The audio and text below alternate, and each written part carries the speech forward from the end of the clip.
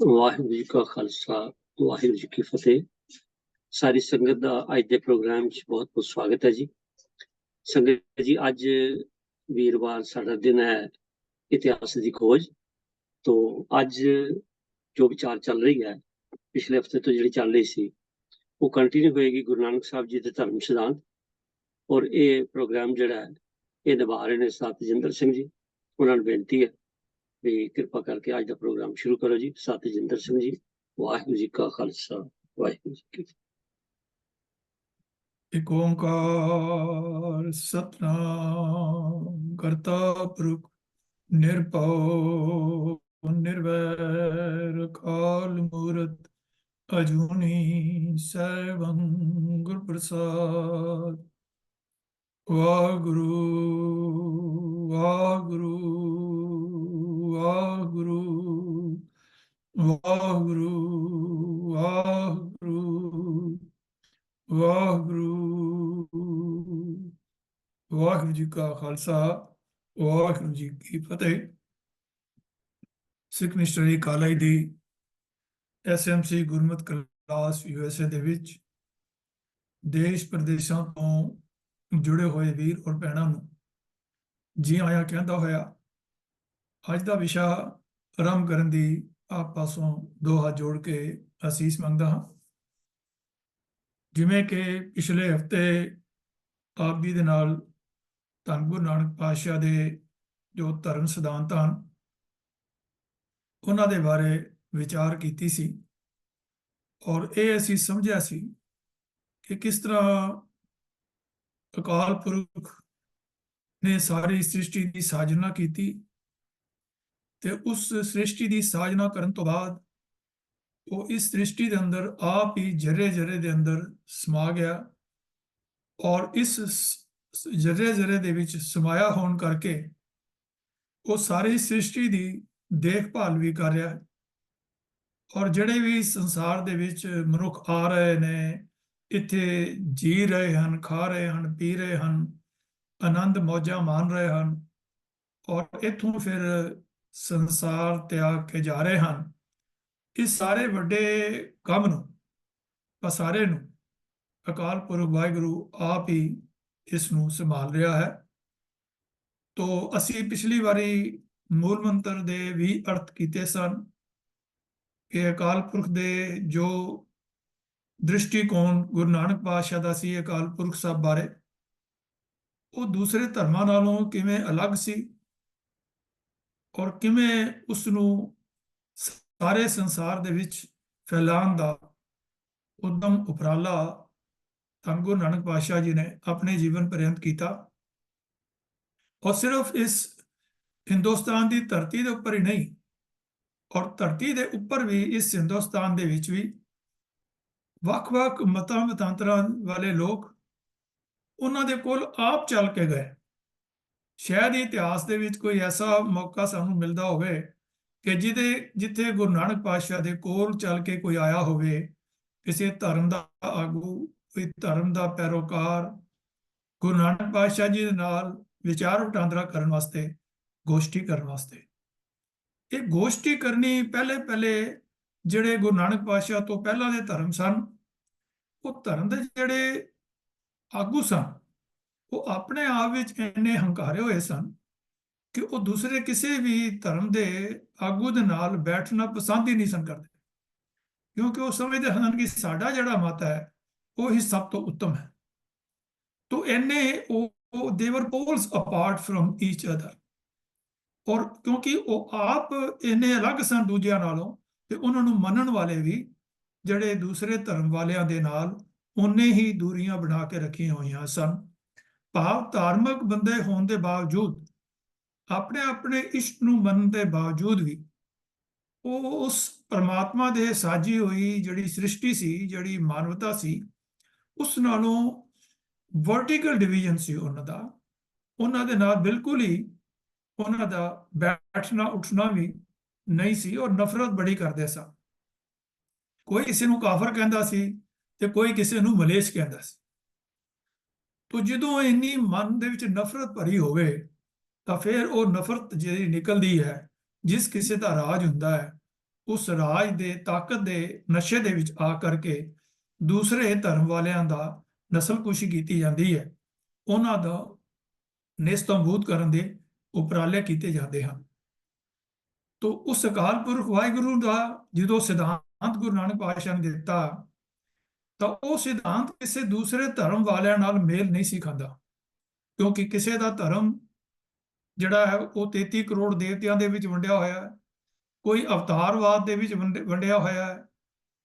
ਜੇ ਕਿਸੇ ਨੇ ਇੱਕ ਅੱਲਾ ਨੂੰ ਮੰਨਿਆ ਹੈ ਤਾਂ ਉਹ ਅੱਲਾ ਨੂੰ ਇੱਕ ਜਗ੍ਹਾ ਦੇ ਉੱਪਰ ਹੀ ਮਹਿਦੂਦ ਸਮਝਿਆ ਗਿਆ ਕਿ ਉਹ ਕੇਵਲ ਔਰ ਕੇਵਲ ਮੱਕੇ ਦੇ ਵਿੱਚ ਹੀ ਰਹਿੰਦਾ ਹੈ। तो देखो जिवें कबीर साहब ने गल कही कि अल्लाह एक मसीत बस्त है, अवर मुल्क किस केरा, कि जे अकाल पुरख वाहिगुरू जे तुम समझते हो कि अल्लाह अकाल पुरख वाहिगुरू है, तो उसने जिहड़ी सृष्टि साजी है, तो जे वो केवल पश्चिम वाले पासे बैठा है तो फिर वो सारे संसार दे विच किवें देखभाल कर रहा है। तो इसका उन्हां दे कोल कोई जवाब नहीं सी, लेकिन वो अपने आप दे विच बड़े ही आकड़े हुए सन कि साडा जिहड़ा विचारधारा है, साडा जिहड़ा मजहब है, वो सब तो उत्तम है। और इस करके वो अपने अपने दिशावां भी उन्होंने वंड लईआं, किसी ने साउथ वंड लिया, किसी ने वैसट वंड लिया, किसी ने ईस्ट वंड लिया, ते किसी ने कोई होर तरीके दे नाल वंड लिया। लेकिन धन गुरु नानक पातशाह ने जदों स्वरूप अकाल पुरख वाहिगुरू दा गुणात्मक बयान किया, तो उन्हां गुणां दे विच सारे ही संसार दे लोग आ जाते सन, भावें वो इस्लाम नूं मनण वाले सन, भावें वो जैन धर्म नूं मनण वाले सन, भावें वो बुद्ध धर्म नूं मनण वाले सन, या भावें ईसाई धर्म नूं मनण वाले सन, ते भावें सनातनी सन, भावें जोगी सन, भावें सिद्ध सन, कोई भी उन्हां दी विचारधारा सी। लेकिन जदों करता पुरख दा सिद्धांत गुरु नानक पातशाह ने दिता और क्या केवल एक है जिहड़ा कि युगां तो भी पहला तो है, युगां दे आरंभ विच भी सी, हुण भी है और अगों भी है।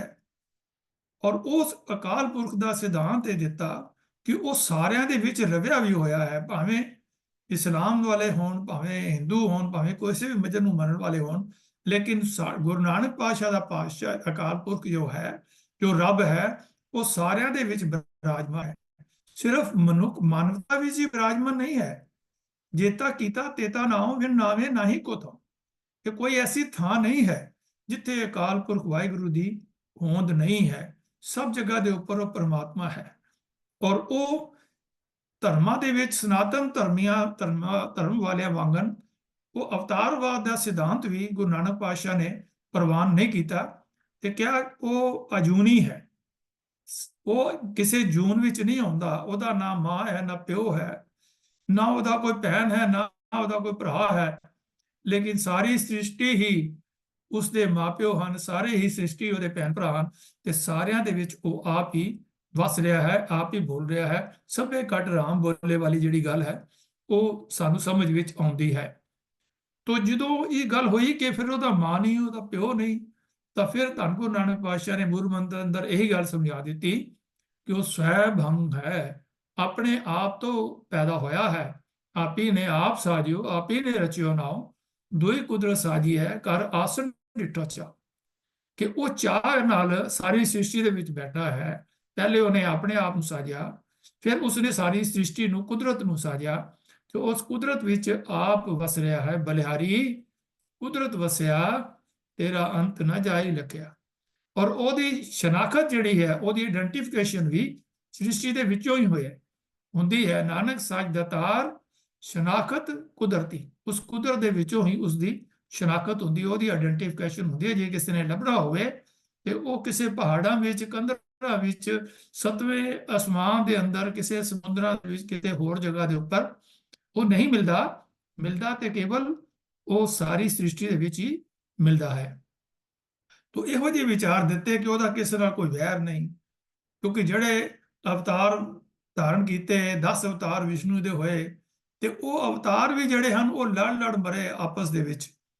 ਜੇ ਕੋਈ ਤ੍ਰੇਤੇ ਦਾ अवतार है तो ਉਹ ਵੀ ਲੜਿਆ, ਜੇ ਦੁਆਪਰ ਦਾ है तो ਉਹ ਵੀ ਲੜਿਆ। तो ਇਹ ਸਾਰੇ ਲੜਾਈਆਂ ਦੇ ਵਿੱਚ ਵੀ ਉਹ ਜਿਹੜਾ ਕਨਸੈਪਟ ਹੈ ਗੁਰੂ ਨਾਨਕ ਪਾਤਸ਼ਾਹ, ਉਹਨਾਂ ਨੇ ਉਸ अवतारवाद ਨੂੰ ਵੀ ਐਕਸੈਪਟ ਨਹੀਂ ਕੀਤਾ कि वो परमात्मा ਤਾਂ ਨਿਰਭਉ है और निर्वैर है। ਨਾ ਉਸ ਨੂੰ ਕਿਸੇ ਦਾ ਡਰ ਹੈ ਤੇ ਨਾ ਉਸ ਦਾ ਕਿਸੇ ਦੇ ਨਾਲ ਵੈਰ ਹੈ। ਤੋ ਉਸ ਦੀ ਪ੍ਰਾਪਤੀ ਜਿਹੜੀ ਹੈ ਉਹ ਕੇਵਲ ਔਰ ਕੇਵਲ ਕਿਸੇ ਜਿਹੜੇ ਕਰਮ ਕਾਂਡ ਹਨ ਉਹਨਾਂ ਦੇ ਰਾਹੀਂ ਨਹੀਂ ਹੋਣੀ। ਕਿਸੇ ਖੰਦਰਾਂ ਦੇ ਵਿੱਚ ਵੜ ਕਰਕੇ, ਕਿਸੇ ਜਲ ਤਰਾ ਕਰਕੇ, ਧੂਣੀਆਂ ਤਬਾ ਕੇ, ਕਿਸੇ ਚੁੱਪ ਰਹਿ ਕਰਕੇ, ਭੁੱਖਿਆਂ ਰਹਿ ਕਰਕੇ, ਇਹ ਮੈਲੇ ਕੁਚੈਲੇ ਰਹਿਣ ਕਰਕੇ ਉਹ ਪਰਮਾਤਮਾ ਦੀ ਪ੍ਰਾਪਤੀ ਨਹੀਂ ਹੋਣੀ। ਪਰਮਾਤਮਾ ਦੀ ਪ੍ਰਾਪਤੀ ਗੁਰੂ ਨਾਨਕ ਪਾਤਸ਼ਾਹ ਦੇ ਅਨੁਸਾਰ ਕੇਵਲ ਗੁਰੂ ਦੀ ਕਿਰਪਾ ਨਾਲ ਹੋ ਸਕਦੀ ਹੈ। ਜੋ ਮੂਲ ਮੰਤਰ ਦੇ ਅਖੀਰ ਤੇ ਕਿਹਾ ਕਿ ਗੁਰ ਪ੍ਰਸਾਦ, ਕਿ ਗੁਰੂ ਦੀ ਕਿਰਪਾ ਨਾਲ ਉਸ ਅਕਾਲ ਪੁਰਖ ਵਾਹਿਗੁਰੂ ਦੀ ਜਿਹੜੀ ਹੈ ਪ੍ਰਾਪਤੀ ਹੋ ਸਕਦੀ ਹੈ। ਤੋ ਇਹ ਵਿਚਾਰ ਅਸੀਂ ਪਿਛਲੀ ਵਾਰੀ ਜਿਹੜੇ ਆਪ ਜੀ ਨਾਲ ਸਾਂਝੇ ਕੀਤੇ ਹਨ। ਆਓ ਅੱਗੋਂ ਇਸ ਵਿਚਾਰ ਲੜੀ ਨੂੰ ਅੱਗੇ ਤੋਰੀਏ ਔਰ ਜੋ ਸਿਧਾਂਤ ਪੰਜਵਾਂ ਧੰਨ ਗੁਰੂ ਨਾਨਕ ਪਾਤਸ਼ਾਹ ਜੀ ਨੇ ਸਾਡੇ ਨਾਲ ਸਾਂਝ ਪਾਈ ਹੈ, ਇਹ ਸਾਰਾ ਸੰਸਾਰ ਜਿਹੜਾ ਹੈ ਇਹ ਮਾਇਆ ਹੈ। ਇਹ ਮਾਇਆ ਦਾ ਇੰਨਾ ਪਸਾਰਾ ਹੈ ਸੰਸਾਰ ਦੇ ਅੰਦਰ ਕਿ ਜਿਹੜਾ ਵੀ ਬੱਚਾ ਜੰਮਦਾ ਵੀ ਹੈ ਉਸ ਦੀ ਵੀ ਜਿਹੜੀ ਹੈ ਲਾਲਸਾ ਹੈ ਉਹ ਮਾਇਆ ਦੇ ਅਸਰ ਵਿੱਚ ਆ ਜਾਂਦੀ ਹੈ। ਜਾਂ ਤਿਸ ਭਾਣਾ ਤਾਂ ਜੰਮਿਆ ਪਰਿਵਾਰ ਭਲਾ ਪਾਇਆ, ਲਿਵ ਛੁੜਕੀ ਲੱਗੀ ਤ੍ਰਿਸ਼ਨਾ ਮਾਇਆ ਅਮਰ ਵਰਤਾਇਆ। ਮਾਇਆ ਨੇ ਆਪਣਾ ਅਸਰ ਪਾਤਾ ਤੇ ਉਹ ਬੱਚਾ ਜਿਹੜਾ ਹੈ ਉਹ ਉਸ ਦਾ ਧਿਆਨ ਜਿਹੜਾ ਹੈ ਜੋ ਗਰਭ ਅਵਸਥਾ ਵਿੱਚ ਅਕਾਲ ਪੁਰਖ ਦੇ ਨਾਲ ਸਿਮਰਨ ਕਰਦਾ ਸੀ, ਮਾਤ ਗਰਭ ਮੈਂ ਆਪਨ ਸਿਮਰਨ ਦੇ ਤੈਂ ਤੁਮ ਰਾਖਣ ਹਾਰੇ, ਪਾਵਕ ਸਾਗਰ ਅਥਾਹ ਲਹਿਰ ਮੇ ਤਾਰੋ ਤਾਰਨ ਹਾਰੇ। ਤੇ ਉਹ ਜੋ ਅਵਸਥਾ ਸੀ ਮਾਤ ਗਰਭ ਦੇ ਅੰਦਰ, ਜਦੋਂ ਸੰਸਾਰ ਦੇ ਵਿੱਚ ਪੈਦਾ ਹੋਇਆ, ਉਸਦੇ ਆਪਣੇ ਆਪ ਉਸ ਨੂੰ ਸਾਹ ਆਉਣੇ ਲੱਗੇ, ਤਾਂ ਉਸ ਵੇਲੇ ਉਹਨੇ ਸਭ ਤੋਂ ਪਹਿਲਾਂ ਆਪਣਾ ਧਿਆਨ ਪਰਮਾਤਮਾ ਦੇ ਸਿਮਰਨ ਵੱਲੋਂ ਹਟ ਗਿਆ ਤੇ ਉਹ ਮਾਂ ਦੇ ਦੁੱਧ ਵਾਲੇ ਪਾਸੇ ਉਹ ਲੱਗ ਗਿਆ। ਤੋ ਇਹ ਮਾਇਆ ਦਾ ਪਸਾਰਾ ਜਿਹੜਾ ਹੈ ਉਹ ਉਸਨੇ ਕਿਸੇ ਜੋਗੀ ਨੂੰ, ਕਿਸੇ ਜਤੀ ਨੂੰ, ਕਿਸੇ ਅਵਤਾਰ ਨੂੰ, ਕਿਸੇ ਪੈਗੰਬਰ ਨੂੰ, ਕਿਸੇ ਨੂੰ ਛੱਡਿਆ ਨਹੀਂ। ਜਿਹੜੇ ਵੀ ਆਪਣੇ ਆਪ ਨੂੰ ਬੜੇ ਮਹਾਨ ਔਰ ਕਹਿੰਦੇ ਸਨ, ਆਖਰ ਜਿਹੜੇ ਮੁਨੀ ਸਨ, ਰਿਸ਼ੀ ਸਨ, ਉਹ ਵੀ ਜਦੋਂ ਵੀ ਮਾਇਆ ਦਾ ਪਸਾਰਾ ਹੋਇਆ, ਕਾਮ ਦਾ ਅਟੈਕ ਹੋਇਆ, ਕ੍ਰੋਧ ਦਾ ਅਟੈਕ ਹੋਇਆ, ਤਾਂ ਉਸ ਦੇ ਢਹੇ ਚੜ ਗਏ ਤੇ ਉਹਨਾਂ ਦਾ ਵੀ ਜਿਹੜਾ ਆਪਣਾ ਸਤ ਜਿਹੜਾ ਭੰਗ ਹੋ ਗਿਆ। ਤੋ ਇਸ ਮਾਇਆ ਦੇ ਬਾਰੇ ਜਿਹੜੇ ਉਸਦੇ ਹਥਿਆਰ ਹਨ, ਉਹ ਕਿਹੜੇ ਹਥਿਆਰ ਮਾਇਆ ਵਰਤਦੀ ਹੈ, ਆਓ ਉਸ ਨੂੰ ਥੋੜਾ ਜਿਹਾ ਆਪ ਜੀ ਦੇ ਨਾਲ ਵਿਚਾਰੀਏ। ਮਾਇਆ ਦਾ ਅਸਰ ਹਰ ਮਨੁੱਖ ਵਿੱਚ ਪਾਇਆ ਜਾਂਦਾ ਹੈ। ਇਹ 5 ਤਰ੍ਹਾਂ ਦੀਆਂ ਬਿਰਤੀਆਂ ਦੇ ਕਾਰਨ ਇਹ ਮਾਇਆ ਦਾ ਅਸਰ ਮਨੁੱਖ ਦੇ ਉੱਪਰ ਹੁੰਦਾ ਹੈ। ਧਰਮ ਦੀ ਬੋਲੀ ਵਿੱਚ ਇਹਨਾਂ ਨੂੰ 5 ਵਿਕਾਰ ਆਖਿਆ ਗਿਆ। ਇਹ ਹਨ ਕਾਮ, ਕ੍ਰੋਧ, ਲੋਭ, ਮੋਹ ਔਰ ਹੰਕਾਰ। ਕਾਮ ਦੀ ਰੁਚੀ ਮਨੁੱਖ ਨੂੰ ਭੈੜੇ ਆਚਰਨ ਵਾਲਾ ਬਣਾਉਂਦੀ ਹੈ। ਅਸੀਂ ਇਸੇ ਹੀ ਕਲਾਸ ਦੇ ਅੰਦਰ ਜਦੋਂ ਸੰਸਕ੍ਰਿਤੀ ਸ਼ਲੋਕਾਂ ਦੀ ਵਿਚਾਰ ਕੀਤੀ ਸੀ ਤੇ ਗਿਆਨੀ ਅੰਮ੍ਰਿਤਪਾਲ ਸਿੰਘ ਜੀ ਨੇ ਬੜੇ ਹੀ ਸਪਸ਼ਟ ਢੰਗ ਦੇ ਨਾਲ ਸਾਨੂੰ ਸਮਝਾਇਆ ਸੀਗਾ ਇਹ ਕਾਮ, ਕ੍ਰੋਧ, ਲੋਭ, ਮੋਹ ਜਿਹੜੇ ਹਨ, ਹੰਕਾਰ, ਇਹ 5 ਵਿਕਾਰ ਜਿਹੜੇ ਹਨ ਉਹ ਕਿਵੇਂ ਸਾਡੀ ਜਿਹੜੀ ਬਿਰਤੀ ਨੂੰ ਖੰਡਨ ਕਰਦੇ ਹਨ ਔਰ ਸਾਡਾ ਇਹ ਜੀਵਨ ਅਸਫਲ ਬਣਾਉਂਦੇ ਹਨ। ਤੋ ਕਾਮੀ ਮਨੁੱਖ ਦੂਜਿਆਂ ਦਾ ਰੂਪ ਵੇਖ ਕੇ ਖੁਸ਼ ਹੁੰਦਾ ਹੈ। ਦੂਜਿਆਂ ਦੀਆਂ ਧੀਆਂ ਭੈਣਾਂ ਨਾਲ ਜਿਨਸੀ ਸੰਬੰਧ ਬਣਾਉਣ ਲਈ ਤਤਪਰ ਰਹਿੰਦਾ ਹੈ। ਸਿਨੇਮਿਆਂ, ਡਰਾਮਿਆਂ, ਡਾਂਸਾਂ ਵਿੱਚ ਦੂਜਿਆਂ ਦਾ ਰੂਪ ਨਿਊਡ ਔਰ ਸੈਮੀ ਨਿਊਡ ਵੇਖ ਕੇ ਖੁਸ਼ ਹੁੰਦਾ ਹੈ। ਧਨ ਜਾਇਦਾਦ, ਸੰਸਾਰਕ ਪਦਾਰਥਾਂ ਦੀ ਬਹੁਲਤਾ ਵਾਲੇ ਲੋਕ ਹੰਕਾਰੀ ਹੋ ਜਾਂਦੇ ਹਨ। ਹੰਕਾਰ ਅਭਿਮਾਨ ਵਿੱਚ ਆਕੜੇ ਹੋਏ ਦੂਜਿਆਂ ਨੂੰ ਬਹੁਤ ਤੁੱਛ ਸਮਝਦੇ ਹਨ। ਜਿਵੇਂ ਗੁਰਬਾਣੀ ਵੀ ਸਾਨੂੰ ਸਮਝਾਇਆ ਹੈ ਕਿ ਜੋ ਨਿਰਧਨ ਸਰ ਧਨ ਕੇ ਜਾਏ, ਆਗੇ ਬੈਠਾ ਪੀਠ ਫਰਾਏ। ਤੇ ਜੋ ਸਰ ਧਨ ਨਿਰਧਨ ਕੇ ਜਾਏ, ਦਿया आदर लिया बढ़ाए। ਤੇ ਅਖੀਰ ਤੇ ਨਿਰਣਾ ਦਿੰਦੇ ਹਨ ਕਿ ਨਿਰਧਨ ਸਰਧਨ ਦੋਨੋਂ ਭਾਈ ਪ੍ਰਾਪਤੀ ਕਲਾ ਨਾ ਮੇਟੀ ਜਾਏ, ਕਿ ਕਿਸੇ ਨੂੰ ਪਰਮਾਤਮਾ ਨੇ ਜ਼ਿਆਦਾ ਧਨ ਦੇਤਾ, ਸੰਪਦਾ ਦੇ ਦਿੱਤੀ, ਤੇ ਕਿਸੇ ਨੂੰ ਘੱਟ ਦੇ ਦਿੱਤਾ, ਤੇ ਅਸਲ ਵਿੱਚ ਤਾਂ ਨਿਰਧਨ ਉਹ ਹਨ। ਗੁਰਬਾਣੀ ਸਾਨੂੰ ਸਮਝਾਉਂਦੀ ਹੈ ਕਿ ਨਿਰਧਨ ਕੌਣ ਹੈ। ਕਹੋ ਕਬੀਰ ਨਿਰਧਨ ਹੈ ਸੋਈ, ਜਾਂ ਕਾ ਹਿਰਦੇ ਨਾਮ ਨਾ ਹੋਈ। जिनके हृदय धन वसे तिनका नाम फकीर। वो फकीर ਹਨ, ਮੰਗਤੇ ਹਨ, ਹੋਰ ਮੰਗਦੇ ਹਨ ਕਿ ਜਿਨਕੇ ਹਿਰਦੇ ਤੂੰ ਵਸੇ ਤੇ ਨਰ ਗੁਣੀ ਗਹੀਰ, ਉਹ ਗੁਨਾ ਦੇ ਖਜ਼ਾਨੇ ਹਨ। ਤੇ ਅਸਲ ਵਿੱਚ ਕੀ ਹਨ ਕਿ ਨਿਰਧਨ ਆਦਰ ਕੋਈ ਨਾ ਦੇ, ਉਹ ਲੱਖ ਯਤਨ ਕਰੇ ਉਹ ਚਿਤ ਨਾ ਤਰੇ। ਤੇ ਹੰਕਾਰ ਅਪਮਾਨ ਵਿੱਚ ਆਕੜੇ ਹੋਏ ਉਹ ਦੂਜਿਆਂ ਨੂੰ ਬਹੁਤ ਤੁੱਛ ਸਮਝਦੇ ਹਨ। ਅਜਿਹੇ ਲੋਕ ਹੀ ਨਿਰਧਨਾਂ ਨੂੰ ਮਨੁੱਖ ਹੀ ਨਹੀਂ ਸਮਝਦੇ, ਉਹਨਾਂ ਨਾਲ ਪਸ਼ੂਆਂ ਜਿਹਾ ਵਤੀਰਾ ਕਰਦੇ ਹਨ, ਜ਼ਬਰ ਜ਼ੁਲਮ ਕਰਦੇ ਹਨ। ਕਈ ਵਾਰ ਗੁਣਵਾਨ ਬੰਦਿਆਂ ਨੂੰ ਆਪਣੇ ਗੁਣਾਂ ਉੱਤੇ ਹੀ ਹੰਕਾਰ ਹੋ ਜਾਂਦਾ ਹੈ। ਇਹ ਬੜਾ ਇੰਪੋਰਟੈਂਟ ਪੁਆਇੰਟ ਹੈ। ਸਾਨੂੰ ਸਾਰਿਆਂ ਨੂੰ ਇਸ ਵਾਰ ਧਿਆਨ ਦੇਣਾ ਚਾਹੀਦਾ ਹੈ ਕਿ ਅਸੀਂ ਉਸੇ ਰਾਹ ਦੇ ਪਾਂਧੀ ਹਾਂ, ਕਿ ਅਸੀਂ ਵੀ ਗਿਆਨ ਹਾਸਲ ਕਰ ਰਹੇ ਹਾਂ। ਤੇ ਗਿਆਨ ਹਾਸਲ ਕਰਕੇ ਜੇ ਨਿਮਰਤਾ ਮਨ ਵਿੱਚ ਆਈ ਹੈ, ਤੇ ਜੇ ਇਹ ਮਨ ਵਿੱਚ ਵਿਚਾਰ ਆਇਆ ਹੈ ਕਿ ਇਹ ਜੋ ਗੁਣ ਹਨ ਇਹ ਪਰਮਾਤਮਾ ਦੇ ਦਿੱਤੇ ਹੋਏ ਗੁਣ ਹਨ, ਉਹਦੀ ਦੀ ਬਖਸ਼ਿਸ਼ ਸਦਕਾ ਹੀ ਸਾਨੂੰ ਇਹ ਕੁਝ ਗੁਣ ਮਿਲੇ ਹਨ। ਨਾਨਕ ਨਿਰਗੁਣ ਗੁਣ ਕਰੇ, ਗੁਣਵੰਤਿਆ ਗੁਣ ਦੇ। ਉਹ ਗੁਣ ਵੀ ਜਿਹੜੇ ਦਿੱਤੇ ਹਨ ਉਹ ਪਰਮਾਤਮਾ ਤੋਂ ਸਿਵਾ ਹੋਰ ਕੋਈ ਨਹੀਂ ਦੇ ਸਕਦਾ। ਤੇ ਆ ਕੋਈ ਨਾ ਸੋਝੇ ਜੇ ਤਿਸ ਗੁਣ ਕੋਈ ਕਰੇ, ਕਿ ਉਸ ਤੋਂ ਸਿਵਾ ਹੋਰ ਪਰਮਾਤਮਾ ਤੋਂ ਕੋਈ ਗੁਣ ਨਹੀਂ ਮਿਲ ਸਕਦਾ ਹੈ। ਤੋ ਇਸ ਕਰਕੇ ਮਨ ਦੇ ਵਿੱਚ ਸਗੋਂ ਨਿਮਰਤਾ ਭਾਵ ਆਏ ਕਿ ਪਰਮਾਤਮਾ, ਕਿ ਜਿਵੇਂ ਕਿਸੇ ਡਾਲੀ ਨੂੰ ਫਲ ਲੱਗਦਾ ਹੈ ਤੇ ਉਹ ਡਾਲੀ ਨੀਵੀਂ ਹੋ ਜਾਂਦੀ ਹੈ, ਤੇ ਮਨ ਵਿੱਚ ਇਹ ਭਾਵਨਾ ਆਏ ਕਿ ਅਕਾਲ ਪੁਰਖ ਵਾਹਿਗੁਰੂ ਜੀ ਤੁਸੀਂ ਇਸ ਨਚੀਜ ਤੇ ਕਿਰਪਾ ਕੀਤੀ ਹੈ, ਕਿ ਇਹ ਗੁਣ ਬਖਸ਼ਿਸ਼ ਕੀਤਾ ਹੈ ਕਿ ਮੈਂ ਗੁਰਬਾਣੀ ਦਾ ਪਾਠ ਕਰ ਸਕਦਾ ਹਾਂ, ਗੁਰਬਾਣੀ ਦਾ ਕੀਰਤਨ ਕਰ ਸਕਦਾ ਹਾਂ, ਗੁਰਬਾਣੀ ਦੀ ਵਿਚਾਰ ਕਰਕੇ ਸੁਣਾ ਸਕਦਾ ਹਾਂ, ਮੈਂ ਇਤਿਹਾਸ ਸੁਣਾ ਸਕਦਾ ਹਾਂ। ਤੇ ਵਾਹਿਗੁਰੂ ਜੀ ਇਹ ਆਪ ਜੀ ਨੇ ਇਸ ਨਚੀਜ ਦੇ ਉੱਤੇ ਕਿਰਪਾ ਕੀਤੀ ਹੈ, ਤਾਂ ਹੀ ਮੈਂ ਇਸ ਲਾਇਕ ਬਣਿਆ ਹਾਂ। ਨਹੀਂ ਤੇ ਮੇਰੇ ਵਰਗੇ ਤਾਂ ਬਈ ਗਰੀਬ ਜਿਹੜੇ ਹਨ ਉਹ ਫਿਰਦੇ ਹਨ, ਨਿਮਾਣੇ ਫਿਰਦੇ ਹਨ, ਤੇ ਆਪ ਜੀ ਦੀ ਕਿਰਪਾ ਸਦਕਾ ਹੀ ਹੈ। ਤੋ ਨਿਰਧਨ ਕਮਜ਼ੋਰ, ਉਹਨਾਂ ਤੋਂ ਘੱਟ ਗਿਆਨਵਾਨ ਲੋਕ ਉਹਨਾਂ ਦੇ ਗੁੱਸੇ ਦਾ ਸ਼ਿਕਾਰ ਹੋਏ ਰਹਿੰਦੇ ਹਨ। ਲੋਭ ਦੀ ਬਿਰਤੀ ਮਨੁੱਖ ਅੰਦਰ ਸੰਸਾਰਕ ਪਦਾਰਥਾਂ ਨੂੰ ਵੱਧ ਤੋਂ ਵੱਧ ਇਕੱਤਰ ਕਰਨ ਦੀ ਲਾਲਸਾ ਪੈਦਾ ਕਰਦੀ ਹੈ। ਲੋਭੀ ਮਨੁੱਖ ਪਰਾਈ ਵਸਤਾਂ ਉੱਪਰ ਹਮੇਸ਼ਾ ਆਪਣੀ ਨਜ਼ਰ ਰੱਖਦਾ ਹੈ। ਪਰਾਈਆਂ ਵਸਤਾਂ ਨੂੰ ਪ੍ਰਾਪਤ ਕਰਨ ਲਈ ਰਿਸ਼ਵਤ, ਧੋਖਾ, ਹੇਰਾ ਫੇਰੀ, ਠੱਗੀ, ਲੁੱਟ ਖਸੁੱਟ ਆਦਿਕ ਬੁਰਾਈਆਂ ਨੂੰ ਅਪਣਾਉਂਦਾ ਹੈ। ਮੈਂ ਇੱਥੋਂ ਤੱਕ ਵੀ ਆਪ ਜੀ ਦੇ ਨਾਲ ਗੱਲ ਸਾਂਝੀ ਕਰਦਾ ਹਾਂ ਕਿ ਸਾਡੇ ਇੱਕ ਰਿਸ਼ਤੇਦਾਰ ਉਹ ਇਹ ਕਿਹਾ ਕਰਦੇ ਸਨ ਆਪਣੇ ਬੱਚਿਆਂ ਨੂੰ ਵੀ ਤੁਸੀਂ ਦਿੱਲੀ ਜਾਓ ਨਾ, ਤੁਹਾਨੂੰ ਜੋ ਕੁਝ ਮਿਲੇ ਉਹ ਤੋਂ ਚੁੱਕ ਲਿਆ ਕਰੋ, ਉਹ ਤੁਸੀਂ ਪਰਵਾਹ ਨਾ ਕਰਿਆ ਕਰੋ। ਤਾਂ ਭਾਵ ਮਨ ਦੇ ਵਿੱਚ ਇਹ ਲਾਲਚ ਆਇਆ ਤੇ ਕਿਸੇ ਦੇ ਘਰ ਵੀ ਗਏ ਤੇ ਕੋਈ ਚੀਜ਼ ਚੁੱਕ ਕੇ ਲਿਆਉਣੀ ਹੈ। ਤੋ ਇਹ ਲਾਲਚ ਜਿਹੜਾ ਹੈ, ਲਾਲਚ ਬੁਰੀ ਬਲਾ ਹੈ, ਇਹਨੂੰ ਆਮ ਅਸੀਂ ਕਹਿੰਦੇ ਹਾਂ।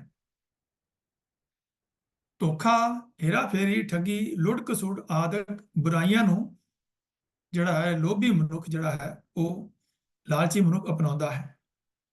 ਮੋਹ ਦੀ ਭਾਵਨਾ ਮਨੁੱਖ ਵਿੱਚ ਆਪਣੀ ਪਤਨੀ, ਧੀਆਂ ਪੁੱਤਰਾਂ, ਦੁਨਿਆਵੀ ਪਦਾਰਥ ਲਈ ਬੇਲੋੜਾ ਪਿਆਰ ਕਰਦੀ ਹੈ। ਇੰਨਾ ਪਿਆਰ ਕਿ ਇਹਨਾਂ ਦੀ ਹੋਂਦ ਵਿੱਚ ਉਹ ਮਨੁੱਖ ਬੇਅੰਤ ਖੁਸ਼ੀ ਮਹਿਸੂਸ ਕਰਦਾ ਹੈ। ਪਰ ਜਦੋਂ ਕੋਈ ਪਿਆਰਾ ਚੱਲ ਵਸੇ ਜਾਂ ਧਨ ਜਾਇਦਾਦ ਖੁੱਸ ਜਾਵੇ ਤਾਂ ਉਹੀ ਮਨੁੱਖ ਮਾਰਿਆ ਮਾਰਿਆ ਫਿਰਦਾ ਹੈ, ਧੀਰੇ 'ਚ ਗੁਆ ਬੈਠਦਾ ਹੈ।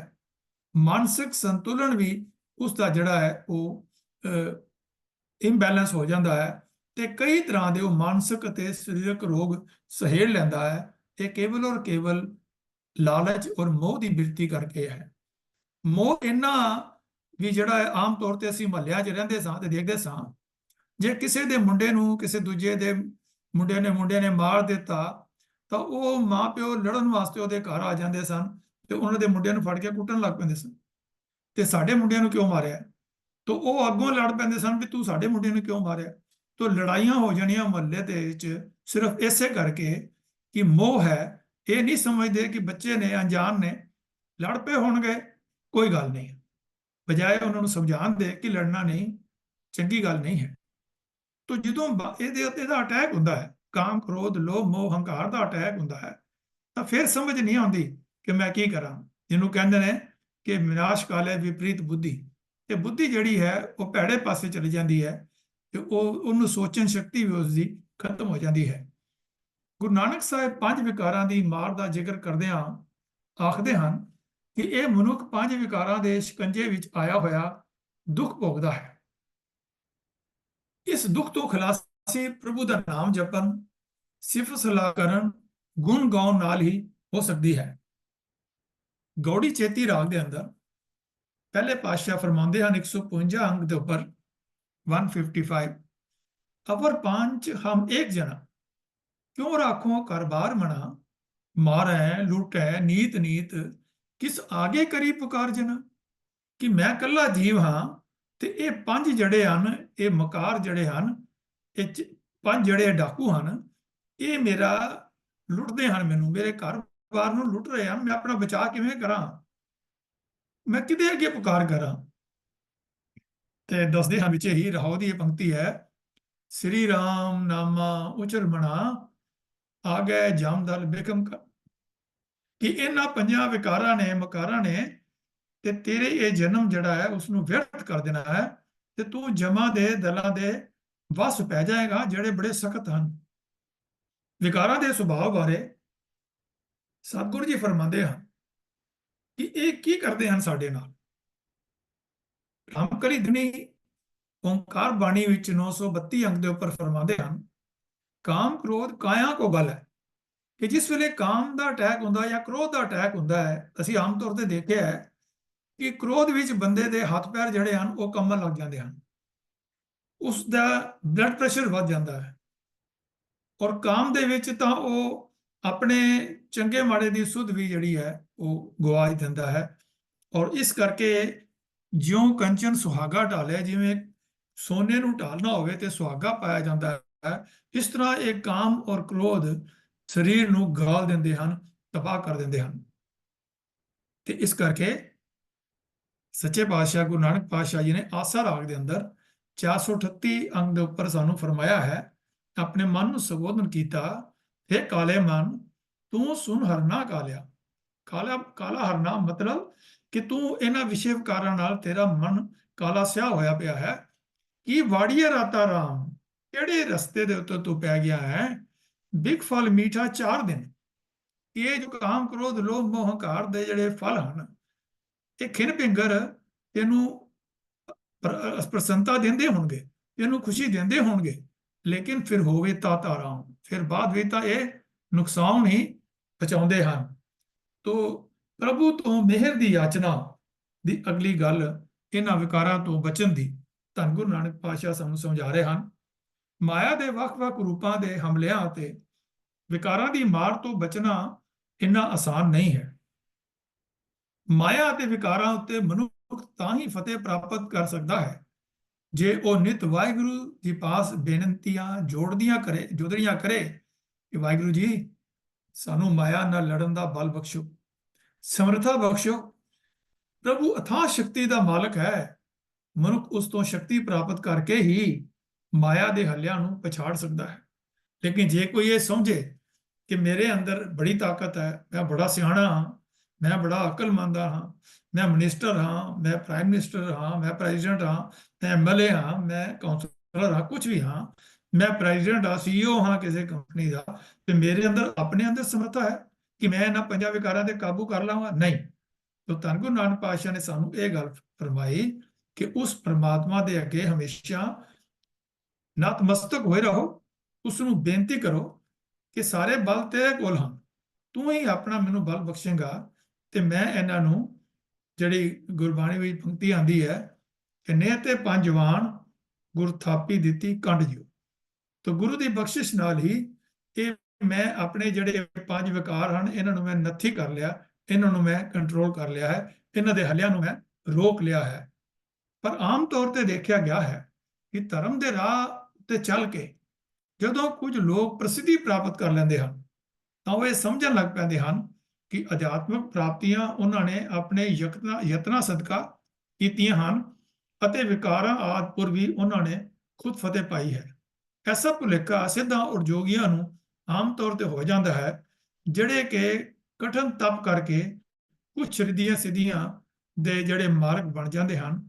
ਲੇਕਿਨ ਧੰਨ ਗੁਰੂ ਨਾਨਕ ਪਾਤਸ਼ਾਹ ਨੇ ਜੋ ਸਾਨੂੰ ਗੱਲ ਸਮਝਾਈ ਹੈ ਉਹ ਗੱਲ ਹੈ ਕਿ ਰਿੱਧ ਸਿੱਧ ਅਵਰਾ ਸਾਧ, ਕਿਉਂਕਿ ਜਦੋਂ ਉਹ ਰਿੱਧੀਆਂ ਸਿੱਧੀਆਂ ਦੇ ਪਿੱਛੇ ਪੈ ਜਾਣਗੇ ਤੇ ਉਹ ਦਾਤ ਪਿਆਰੀ ਵਿਸਰਿਆ ਦਾਤਾਰ, ਉਸ ਦਾਤਾਰ ਦੇ ਨਾਲੋਂ ਵਿਸਰ ਜਾਂਦੇ ਹਨ ਤੇ ਉਹਨਾਂ ਦਾ ਧਿਆਨ ਉਹਨਾਂ ਰਿੱਧੀਆਂ ਸਿੱਧੀਆਂ ਦੇ ਵਿੱਚੋਂ ਹੀ ਜਿਹੜਾ ਹੈ ਉਹ ਆਨੰਦ ਲੈਣ ਵਿੱਚ ਲੱਗ ਜਾਂਦਾ ਹੈ। ਮਨੁੱਖਾਂ ਦਾ ਇੰਜ ਸੋਚਣਾ ਉਹਨਾਂ ਅੰਦਰ ਹਉਮੈ ਪੈਦਾ ਕਰਦਾ ਹੈ ਕਿ ਮੈਂ ਸਰਵ ਸ਼ਕਤੀਮਾਨ ਹਾਂ, ਕਿ ਮੇਰੇ ਆਪਣੇ ਉਦਮ ਸਦਕਾ ਹੋਇਆ ਹੈ। ਹਉਮੈ ਵਿੱਚ ਮਸਤ ਮਨੁੱਖ ਪ੍ਰਭੂ ਦੀ ਮਿਹਰ ਨਜ਼ਰ ਤੋਂ ਸਖਣਾ ਹੋ ਜਾਂਦਾ ਹੈ, ਉਸ ਵਿੱਚ ਹੌਲੀ ਹੌਲੀ ਚੰਗੇ ਗੁਣ ਜਿਹੜੇ ਹਨ ਉਹ ਖਤਮ ਹੋ ਜਾਂਦੇ ਹਨ। ਉਹ ਵੇਖਣ ਨੂੰ ਭੇਖ ਪਹਿਰਾਵੇ ਤੋਂ ਤਾਂ ਭਾਵੇਂ ਧਰਮੀ ਨਜ਼ਰ ਆਉਂਦਾ ਹੋਵੇ, ਪਰ ਅਸਲ ਵਿੱਚ ਉਹ ਧਰਮ ਵਿਹੂਣਾ ਹੀ ਹੁੰਦਾ ਹੈ, ਕਿਉਂਕਿ ਧਰਮ ਦੀ ਜਗ੍ਹਾ ਦੇ ਉੱਪਰ ਵਿਸ਼ੇ ਵਿਕਾਰਾਂ ਨੇ ਮੱਲ ਮਾਰੀ ਹੁੰਦੀ ਹੈ। ਉਹ ਉੱਤੇ ਚੌਂਕੜਾ ਮਾਰ ਕੇ ਬੈਠੇ ਹੁੰਦੇ ਹਨ, ਉਸ ਦੀ ਮੱਤ ਨੂੰ ਆਪਣੇ ਕੰਟਰੋਲ ਵਿੱਚ ਕੀਤਾ ਹੁੰਦਾ। ਗੁਰੂ ਨਾਨਕ ਪਾਤਸ਼ਾਹ ਜੀ ਫਰਮਾਉਂਦੇ ਹਨ ਗੌੜੀ ਰਾਗ ਦੇ ਅੰਦਰ 226 ਅੰਕ ਦੇ ਉੱਤੇ ਕਿ ਅਜਿਹੇ ਬੰਦੇ ਪ੍ਰਭੂ ਨਾਲ ਮਿਲਾਪ ਨਹੀਂ ਹਾਸਲ ਕਰ ਸਕਦੇ, ਭਾਵੇਂ ਉਹ ਰਿੱਧੀਆਂ ਸਿੱਧੀਆਂ ਹਾਸਲ ਕਰ ਲੈਣਗੇ, ਲੇਕਿਨ ਹਉਮੈ ਕਰਕੇ, ਹਉਮੈ ਕਰਤ ਭੇਖੀ ਨਹੀਂ ਜਾਣਿਆ, ਕਿ ਹਉਮੈ ਕਰ ਕਰਕੇ ਭੇਖ ਕਰਨ ਵਾਲੇ ਨੇ ਇਹ ਨਹੀਂ ਜਾਣਿਆ ਗੁਰਮੁਖ ਭਗਤ ਵਿਰਲੇ ਮਨ ਮਾਨਿਆ, ਕਿ ਗੁਰੂ ਦੇ ਸਨਮੁਖ ਹੋ ਕੇ ਕੋਈ ਵਿਰਲੇ ਨਹੀਂ ਭਗਤ ਨੇ ਜਿਹੜਾ ਭਗਤੀ ਦੇ ਰਾਹ ਚੱਲ ਕੇ ਉਸਨੇ ਸੁਖ ਮਾਨਿਆ ਹੈ, ਪਰਮਾਤਮਾ ਦਾ ਆਨੰਦ ਮਾਨਿਆ ਹੈ। ਹਉਮੈ ਅਧੀਨ ਰਿਹਾ ਮਨੁੱਖ ਦੁੱਖ ਹੀ ਪਾਉਂਦਾ ਹੈ। ਹਉਮੈ ਕਰਤਿਆਂ ਨਹਿ ਸੁਖ ਹੋਏ, ਗੌੜੀ ਅਸ਼ਟਪਦੀਆਂ ਵਿੱਚ 222 ਅੰਕ ਦੇ ਉੱਪਰ ਸਤਿਗੁਰੂ ਜੀ ਫਰਮਾ ਰਹੇ ਹਨ, ਹਉਮੈ ਕਰਤਿਆਂ ਨਾ ਸੁਖ ਹੋਏ, ਮਨ ਮਤ ਝੂਠੀ ਸੱਚਾ ਸੋਏ, ਸਗਲ ਬਿਗੂਤੇ ਭਾਵੈ ਦੋਏ, ਸੋ ਕਮਾਵੈ ਧੁਰ ਲਿਖਿਆ ਹੋਏ। ਹਉਮੈ ਨੂੰ ਤਿਆਗਣ ਨਾਲ ਹੀ ਪ੍ਰਭੂ ਪ੍ਰੀਤਮ ਨਾਲ ਮੇਲ ਹੋ ਸਕਦਾ ਹੈ। ਸੂਹੀ ਅਸ਼ਟਪਦੀਆਂ ਵਿੱਚ ਪਹਿਲੇ ਪਾਤਸ਼ਾਹ ਧੰਨ ਗੁਰੂ ਨਾਨਕ ਪਾਤਸ਼ਾਹ ਜੀ 750 ਪੰਨੇ ਦੇ ਉੱਪਰ ਫਰਮਾਉਂਦੇ ਹਨ, ਹਉਮੈ ਜਾਈ ਤਾਂ ਕੰਤ ਸਮਾਈ। ਇੱਕ ਪੱਲੇ ਦੀ ਗੱਲ ਦੱਸ ਦਿੱਤੀ ਕਿ ਜੇਕਰ ਆਪਣੇ ਅੰਦਰੋਂ ਹਉਮੈ ਨਿਕਲੇਗੀ ਤੇ ਤਾਂ ਹੀ ਕੰਤ ਦੇ ਨਾਲ ਤੇਰਾ ਮਿਲਾਪ ਹੋ ਸਕਦਾ ਹੈ। ਬਾਣੀ 'ਚ ਫਰਮਾਇਆ ਹੈ ਹਉਮੈ ਨਾਮੈ ਨਾਲ ਵਿਰੋਧ ਹੈ, ਦੋਨੋਂ ਵਿਰੋਧੀ ਸ਼ਕਤੀਆਂ ਹਨ, ਹਉਮੈ ਵੀ ਔਰ ਪ੍ਰਮਾਤਮਾ ਦਾ ਨਾਮ। ਜੇ ਹਉਮੈ ਹੈ ਤਾਂ ਨਾਮ ਨਹੀਂ ਹੋਏਗਾ, ਜੇ ਨਾਮ ਹੈ ਤੇ ਹਉਮੈ ਨਹੀਂ ਰਹੇਗੀ। ਤੇ ਇਸ ਕਰਕੇ ਨਾਮ ਦੀ ਪ੍ਰਾਪਤੀ ਵਾਲੇ ਪਾਸੇ ਗੁਰੂ ਨਾਨਕ ਪਾਤਸ਼ਾਹ ਨੇ ਸਾਨੂੰ ਪ੍ਰੇਰਿਆ ਹੈ ਕਿ ਹਉਮੈ ਜਾਈ ਤਾਂ ਕੰਤ ਸਮਾਈ, ਤੇ ਪ੍ਰਭੂ ਦਾ ਨਾਮ ਸਿਮਰਨ ਨਾਲ ਹਉਮੈ ਜਾਈ ਚਲੀ ਜਾਂਦੀ ਹੈ, ਤੇ ਫਿਰ ਮਨ ਜਿਹੜਾ ਹੈ ਉਹ ਪਰਮਾਤਮਾ ਦੇ ਨਾਲ ਇੱਕਮਿਕ ਜਿਹੜੀ ਹੈ ਸਮਾਈ ਹਾਸਲ ਕਰ ਲੈਂਦਾ ਹੈ। ਤਾਂ ਉਹ ਕਾਮਣ ਪਿਆਰੇ ਨਵ ਨਿਤ ਪਾਈ, ਸਮਝ ਲਓ ਕਿ ਉਸਨੇ ਸਾਰੇ ਹੀ ਖਜ਼ਾਨੇ ਜਿਹੜੇ ਹਨ ਉਸ ਨੂੰ ਪਰਮਾਤਮਾ ਦੇ ਮਿਲ ਗਏ। ਨਵਨਿਤ ਅੰਮ੍ਰਿਤ ਪ੍ਰਭ ਕਾ ਨਾਮ ਦੇਹੀ ਮੈਂ ਇਸ ਕਾ ਵਿਸਰਾ। ਤੋ ਪ੍ਰਭੂ ਮਿਹਰ ਨਜ਼ਰ ਕਰੇ ਤਾਂ ਮਨੁੱਖ ਦੀ ਆਤਮਾ ਨੂੰ ਵਿਕਾਰ ਰਹਿਤ ਕਰਕੇ ਆਪਣੇ ਪਰਮਾਤਮਾ ਵਰਗਾ ਬਣਾ ਲੈਂਦਾ ਹੈ ਤੇ ਆਪਣੇ ਨਾਲ ਮਿਲਾ ਲੈਂਦਾ ਹੈ। ਤੇ ਇੱਕ ਗੱਲ ਹੋਰ ਬੜੀ ਤਨਾਸਰੀ ਰਾਗ ਦੇ ਅੰਦਰ ਸਤਿਗੁਰੂ ਜੀ ਫਰਮਾ ਰਹੇ ਹਨ 661 ਅੰਕ ਦੇ ਉੱਪਰ, ਤੇ ਇਹ ਮਤ ਸਮਝੀਏ, ਮੈਂ ਇੱਕ ਹੱਥ ਜੋੜ ਕੇ ਆਪ ਜੀ ਨੂੰ ਇੱਕ ਬੇਨਤੀ ਕਰਨ ਲੱਗਾ ਕਿ ਧੰਨ ਗੁਰੂ ਨਾਨਕ ਪਾਤਸ਼ਾਹ ਦੇ ਧਰਮ ਸਿਧਾਂਤਾਂ ਨੂੰ ਅਗਰ ਅਸੀਂ ਸਮਝ ਲੈਂਦੇ ਹਾਂ ਤੇ ਸਮਝ ਲਓ ਸਾਨੂੰ ਸਾਰੇ ਗੁਰੂ ਗ੍ਰੰਥ ਸਾਹਿਬ ਦੇ ਨਿਚੋੜ ਹਾਸਲ ਹੋ ਗਿਆ ਹੈ। ਸਾਨੂੰ ਸਾਰੇ ਗੁਰੂ ਸਾਹਿਬਾਨ ਸਾਰਿਆਂ ਦੀ ਭਗਤਾਂ ਦੀ ਜੋ ਵੀ ਬਾਣੀ ਗੁਰੂ ਗ੍ਰੰਥ ਸਾਹਿਬ ਦੇ ਅੰਦਰ ਹੈ, ਜੋ ਸਾਡਾ ਗੁਰੂ ਹੈ ਉਹਦਾ ਸਾਨੂੰ ਧਰਮ ਸਿਧਾਂਤ ਸਮਝ ਆ ਗਿਆ ਹੈ। ਤੋਂ ਬੇਸਿਕ ਜਿਹੜੇ ਕਨਸੈਪਟ ਹਨ ਗੁਰੂ ਨਾਨਕ ਪਾਤਸ਼ਾਹ ਦੇ, ਉਹ ਉਹਨਾਂ ਦੇ ਧਰਮ ਸਿਧਾਂਤਾਂ ਦੀ ਅਸੀਂ ਵਿਚਾਰ ਕਰ ਰਹੇ ਹਾਂ। ਤਾਂ ਸਾਰਿਆਂ ਨੂੰ ਬੇਨਤੀ ਕਰਾਂਗਾ ਕਿ ਬੜੇ ਪਿਆਰ ਨਾਲ ਇਹਨਾਂ ਨੂੰ ਸਮਝਣ ਦੀ ਕੋਸ਼ਿਸ਼ ਕਰੀਏ ਔਰ ਆਪਣੇ ਨਾਲ ਜਿਵੇਂ ਗੰਢ ਛਿੱਕ ਗਾਂਠੜੀ ਬਾਂਧਾ ਵਾਲੀ ਗੱਲ ਕਿ ਉਹਨੂੰ ਆਪਣੇ ਕੋਲ ਅਸੀਂ ਨੋਟ ਕਰ ਲਈਏ, ਸਮਝ ਲਈਏ ਕਿ ਇਹ ਜਿਹੜੇ ਬੇਸਿਕ ਪ੍ਰਿੰਸੀਪਲਸ ਹਨ, ਬੇਸਿਕ ਟੈਨੈਂਟਸ ਹਨ ਸਿੱਖੀਜ਼ਮ ਦੇ, ਉਹ ਗੁਰੂ ਨਾਨਕ ਪਾਤਸ਼ਾਹ ਨੇ ਆਪਣੇ ਧਰਮ ਸਿਧਾਂਤਾਂ ਵਿੱਚ ਸਾਨੂੰ ਬਖਸ਼ਿਸ਼ ਕੀਤੇ ਹਨ। ਔਰ ਇੱਥੇ ਗੱਲ ਜਿਹੜੀ ਕਹਿ ਰਹੇ ਹਨ, ਨਦਰ ਕਰੇ ਤਾਂ ਸਿਮਰਿਆ ਜਾਏ, ਕਿ ਬੜੇ ਕੋਸ਼ਿਸ਼ ਕਰ ਲੋ ਕਿ ਅਸੀਂ ਸਿਮਰਨ ਕਰੀਏ, ਪਰਮਾਤਮਾ ਸਿਮਰਨ ਕਰੇ, ਸਿਮਰਨ ਨਹੀਂ ਹੋ ਸਕਦਾ ਜਦ ਤੱਕ ਨਦਰ ਕਰੇ, ਜਦ ਤੱਕ ਉਹਦੀ ਸਿਮਰਨ ਨਦਰ ਤੋਂ ਬਿਨਾਂ ਨਹੀਂ ਹੋ ਸਕਦਾ। ਮਤਲਬ ਸਿਮਰਨ ਦੇ ਅੰਦਰ ਪਰਮਾਤਮਾ ਦੀ ਨਜ਼ਰ, ਗੁਰੂ ਦੀ, ਸਤਿਗੁਰੂ ਦੀ, ਗੁਰੂ ਪ੍ਰਸਾਦ, ਗੁਰੂ ਦੀ ਕਿਰਪਾ ਜਿਹੜੀ ਹੈ ਉਹ ਸ਼ਾਮਲ ਹੈ। ਜੇ ਗੁਰੂ ਦੀ ਕਿਰਪਾ ਹੈ ਤਾਂ ਸਿਮਰਿਆ ਜਾਏਗਾ, ਨਹੀਂ ਤਾਂ ਨਹੀਂ ਸਿਮਰਿਆ ਜਾਏਗਾ। ਆਤਮਾ ਦਰਵੈ ਰਹਿ ਲਿਵ ਲਾਏ, ਉਹਦੇ ਨਾਲ ਸਾਡਾ ਮਨ ਔਰ ਆਤਮਾ ਜਿਹੜੀ ਹੈ ਉਹ ਦਰਵ ਜਾਂਦੀ ਹੈ, ਭਾਵ ਉਹ ਠੋਸ ਨਹੀਂ ਰਹਿੰਦੀ, ਉਹ ਵਿਸ਼ੇ ਵਿਕਾਰਾਂ ਵਾਂਗਨ ਆਕੜ ਨਹੀਂ ਰਹਿੰਦੀ, ਹਉਮੈ ਵਿੱਚ ਨਹੀਂ ਰਹਿੰਦੀ। ਸਾਡਾ ਮਨ ਦਰਵ ਜਾਂਦਾ ਹੈ, ਭਾਵ ਉਹ ਪਿਘਲ ਜਾਂਦਾ ਹੈ, ਉਹਦੇ ਵਿੱਚ ਪਰਮਾਤਮਾ ਦਾ ਨਾਮ ਜਿਹੜਾ ਹੈ ਉਹ ਸਮਾ ਸਕਦਾ ਹੈ। ਆਤਮਾ ਪ੍ਰਾਤਮਾ ਏਕੋ ਕਰੇ, ਕਿ ਇੱਕ ਗੱਲ ਹੋਰ ਬੜੀ ਹੈ ਕਿ ਸਾਡੇ ਜੋ ਆਤਮਾ ਹੈ, ਸਾਡਾ ਅੰਦਰ ਜੋ ਆਪਣਾਪਨ ਹੈ, ਉਸ ਦੇ ਵਿੱਚ ਔਰ ਦੂਸਰੇ ਦਾ ਜਿਹੜਾ ਹੈ ਉਹਨੂੰ ਇੱਕੋ ਜਿਹਾ ਸਮਝਣਾ। ਇਹ ਸਮਝਣਾ ਕਿ ਸਾਡੇ ਅੰਦਰ ਵੀ ਜੋ ਪਰਮਾਤਮਾ ਦਾ ਅੰਸ਼ ਹੈ ਉਹ ਵੀ ਦੂਸਰੇ ਦੇ ਅੰਦਰ ਵੀ ਉਹੀ ਅੰਸ਼ ਹੈ।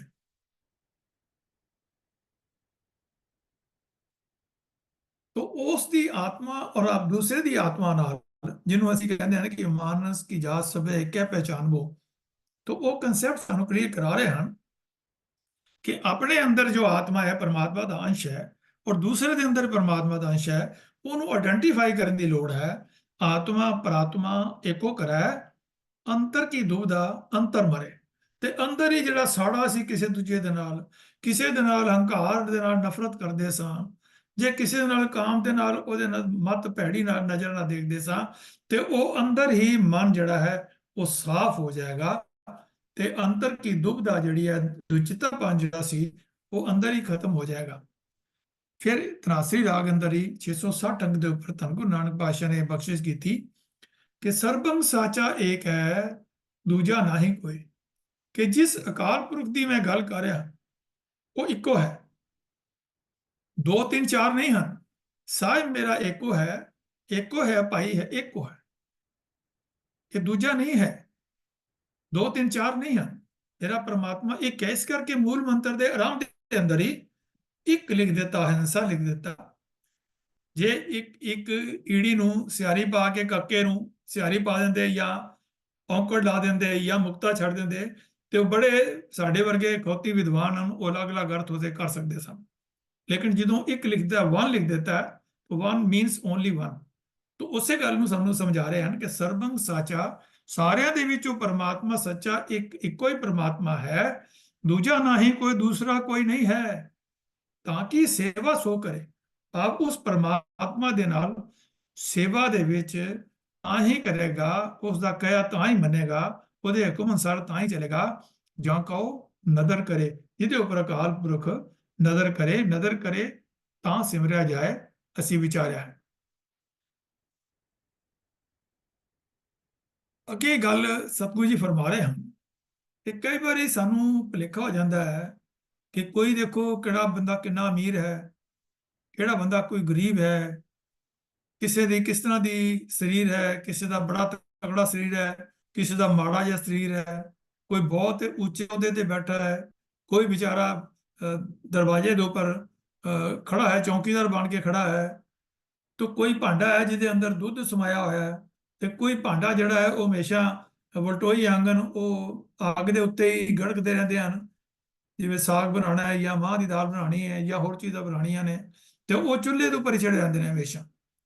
ਲੇਕਿਨ ਸਤਿਗੁਰੂ ਜੀ ਨੇ ਸਾਨੂੰ ਇਹ ਗੱਲ ਬੜੀ ਸਮਝਾਈ ਹੈ ਕਿ ਇਹ ਸਾਰੇ ਜਿਹੜੇ ਸਰੀਰਕ ਭਾਂਡੇ ਹਨ ਉਹ ਪਰਮਾਤਮਾ ਨੇ ਆਪ ਹੀ ਸਾਜੇ ਹੋਏ ਹਨ।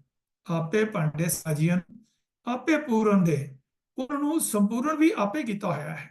ਇੱਕ ਨਹੀਂ ਦੁੱਧ ਸਮਾਈ ਹੈ ਕਿ ਜਿਹਦੇ ਅੰਦਰ ਦੁੱਧ ਪਾਇਆ ਹੋਇਆ ਹੈ, ਉਹਦੀ ਵੀ ਪੂਰਨਤਾ ਪਰਮਾਤਮਾ ਨੇ ਆਪ ਹੀ ਕੀਤੀ ਹੈ। ਇੱਕ ਚੁੱਲ੍ਹੇ ਰਹਿਣ ਚੜੇ, ਕੁਝ ਚੁੱਲ੍ਹੇ ਦੇ ਉੱਪਰ ਚੜੇ ਰਹਿੰਦੇ ਹਨ। ਇੱਕ ਨਿਹਾਲੀ ਪੈ ਸਵਨ, ਕਈ ਜਿਹੜੇ ਹਨ ਉਹ ਮਹਿਰਾਂ ਦੇ ਅੰਦਰ ਬੜੇ ਚੰਗੇ ਰਜਾਈਆਂ ਤਲਾਈਆਂ ਲੈ ਕਰਕੇ ਸੁੱਤੇ ਪਏ ਹਨ, ਤੇ ਇੱਕ ਬਾਹਰ ਚੌਕੀਦਾਰ ਜਿਹੜੇ ਹਨ ਉਹ ਲੈ ਕਰਕੇ ਉਹਨਾਂ ਦੀ ਹਿਫਾਜ਼ਤ ਵਾਸਤੇ ਬਰਛੇ ਲੈ ਕਰਕੇ ਖੜੇ ਹਨ, ਵੈਪਨ ਲੈ ਕੇ ਖੜੇ ਹਨ। ਤਿੰਨਾਂ ਸਵਾਰੇ ਨਾਨਕਾ ਭਾਈ, ਜਿਹੜੇ ਅੰਦਰ ਸੁੱਤੇ ਹੋਏ ਹਨ ਜਾਂ ਜਿਹੜੇ ਬਾਹਰ ਖੜੇ ਹੋਏ ਹਨ, ਜਿਹੜੇ ਰਜਾਈਆਂ ਤਲਾਸ਼ ਲੈ ਕੇ ਸੁੱਤੇ ਹੋਏ ਹਨ, ਜਿਹੜੇ ਭਾਂਡਿਆਂ ਦੇ ਅੰਦਰ ਦੁੱਧ ਪਿਆ ਹੋਇਆ, ਭਾਵ ਬੜੇ ਖੁਸ਼ੀ ਹਨ, ਬੜੇ ਪਦਾਰਥ ਉਹਨਾਂ ਨੂੰ ਮਿਲੇ ਹੋਏ ਹਨ, ਤੇ ਇੱਕ ਜਿਹੜੇ ਬੜੇ ਮਿਹਨਤ ਕਰਦੇ ਪਏ ਹਨ, ਇਹਨਾਂ ਸਾਰਿਆਂ ਦੇ ਉੱਪਰ ਤਿੰਨਾਂ ਸਵਾਰੇ ਨਾਨਕਾ ਜਿਨ ਕੋ ਨਜ਼ਰ ਕਰੇ, ਕਿ ਜਿਹਦੇ ਉੱਪਰ ਨਜ਼ਰ ਕਰ ਦਿੱਤੀ ਤਾਂ ਉਹ ਚੌਕੀਦਾਰ ਵੀ ਸਫਲ ਹੋ ਜਾਏਗਾ। ਉੱਥੇ ਕੋਈ ਨਹੀਂ ਹੈ ਕਿ ਜਿਹੜਾ ਰਾਜਾ ਹੈ ਉਹੀ ਸਫਲ ਹੋਏਗਾ, ਜਿਹਦੇ ਤੇ ਨਜ਼ਰ ਹੋ ਗਈ ਉਹ ਹੀ ਸਫਲ ਹੋ ਸਕਦਾ ਹੈ। ਤੇ ਆਸਾ ਕੀ ਵਾਰ ਦੇ ਅੰਦਰ ਸ਼ਲੋਕਾਂ ਵਿੱਚ 475 ਅੰਕ ਦੇ ਉੱਪਰ ਧੰਨ ਗੁਰੂ ਨਾਨਕ ਪਾਤਸ਼ਾਹ ਜੀ ਨੇ ਫਰਮਾਇਆ ਹੈ। ਫਿਰ ਸ੍ਰੀ ਰਾਗ ਮਹਲਾ ਪਹਿਲਾ ਵਿੱਚ 91 ਅੰਕ ਦੇ ਉੱਪਰ ਧੰਨ ਗੁਰੂ ਨਾਨਕ ਪਾਤਸ਼ਾਹ ਜੀ ਬਖਸ਼ਿਸ਼ ਕਰਦੇ ਹਨ ਕਿ ਕਿਆ ਹੰਸ ਕਿਆ ਬਗਲਾ ਜਾਂ ਕੋ ਨਦਰ ਕਰੇ, ਜੋ ਤਿਸ ਭਾਵੇ ਨਾਨਕਾ ਕਾਗੂ ਹੰਸ ਕਰੇ। ਭਾਵ ਜਿਹੜੇ ਦਿਸਣ ਵਾਲੇ ਸਾਨੂੰ ਚੰਗੇ ਬੰਦੇ ਨਜ਼ਰ ਆਉਂਦੇ ਹਨ, ਔਰ ਜਿਹੜੇ ਕਈ ਬਗਲਿਆਂ ਵਰਗੇ ਵੀ ਹਨ, ਕਈ ਚੰਗੇ ਵੀ ਹਨ, ਪਰ ਉਹ ਕੀ ਹਨ, ਭਾਵੇਂ ਕੋਈ ਬਾਹਰੋਂ ਚੰਗੇ ਹਨ ਤੇ ਕੋਈ ਭਾਵੇਂ ਕਿਸ ਤਰ੍ਹਾਂ ਦੀ ਬਾਹਰੋਂ ਨਜ਼ਰ ਆਉਂਦੇ ਹਨ, ਲੇਕਿਨ ਜਿਹਦੇ ਉੱਤੇ ਉਹ ਨਜ਼ਰ ਕਰੇਗਾ, ਬਖਸ਼ਿਸ਼ ਕਰੇਗਾ, ਜੋ ਤਿਸ ਭਾਵੈ ਨਾਨਕਾ ਕਾਗੋਂ ਹੰਸ ਕਰੇ, ਕਿ ਉਹ ਭੈੜੀ ਬਿਰਤੀਆਂ ਵਾਲੇ ਮਨੁੱਖਾਂ ਨੂੰ ਵੀ ਉਹ ਪਰਮਾਤਮਾ ਜਿਹੜਾ ਹੈ ਉਹ ਚੰਗੇ ਗੁਣ ਬਖਸ਼ਿਸ਼ ਕਰ ਸਕਦਾ ਹੈ। ਨਾਨਕ ਨਿਰਗੁਣ ਗੁਣ ਕਰੇ, ਗੁਣਵੰਤਿਆਂ ਗੁਣ ਦੇ, ਉਹ ਸਾਰੇ ਗੁਣ ਬਖਸ਼ਿਸ਼ ਕਰ ਸਕਦਾ ਹੈ ਜਿਹਦੇ ਕੋਲ ਕੋਈ ਗੁਣ ਨਹੀਂ ਹਨ।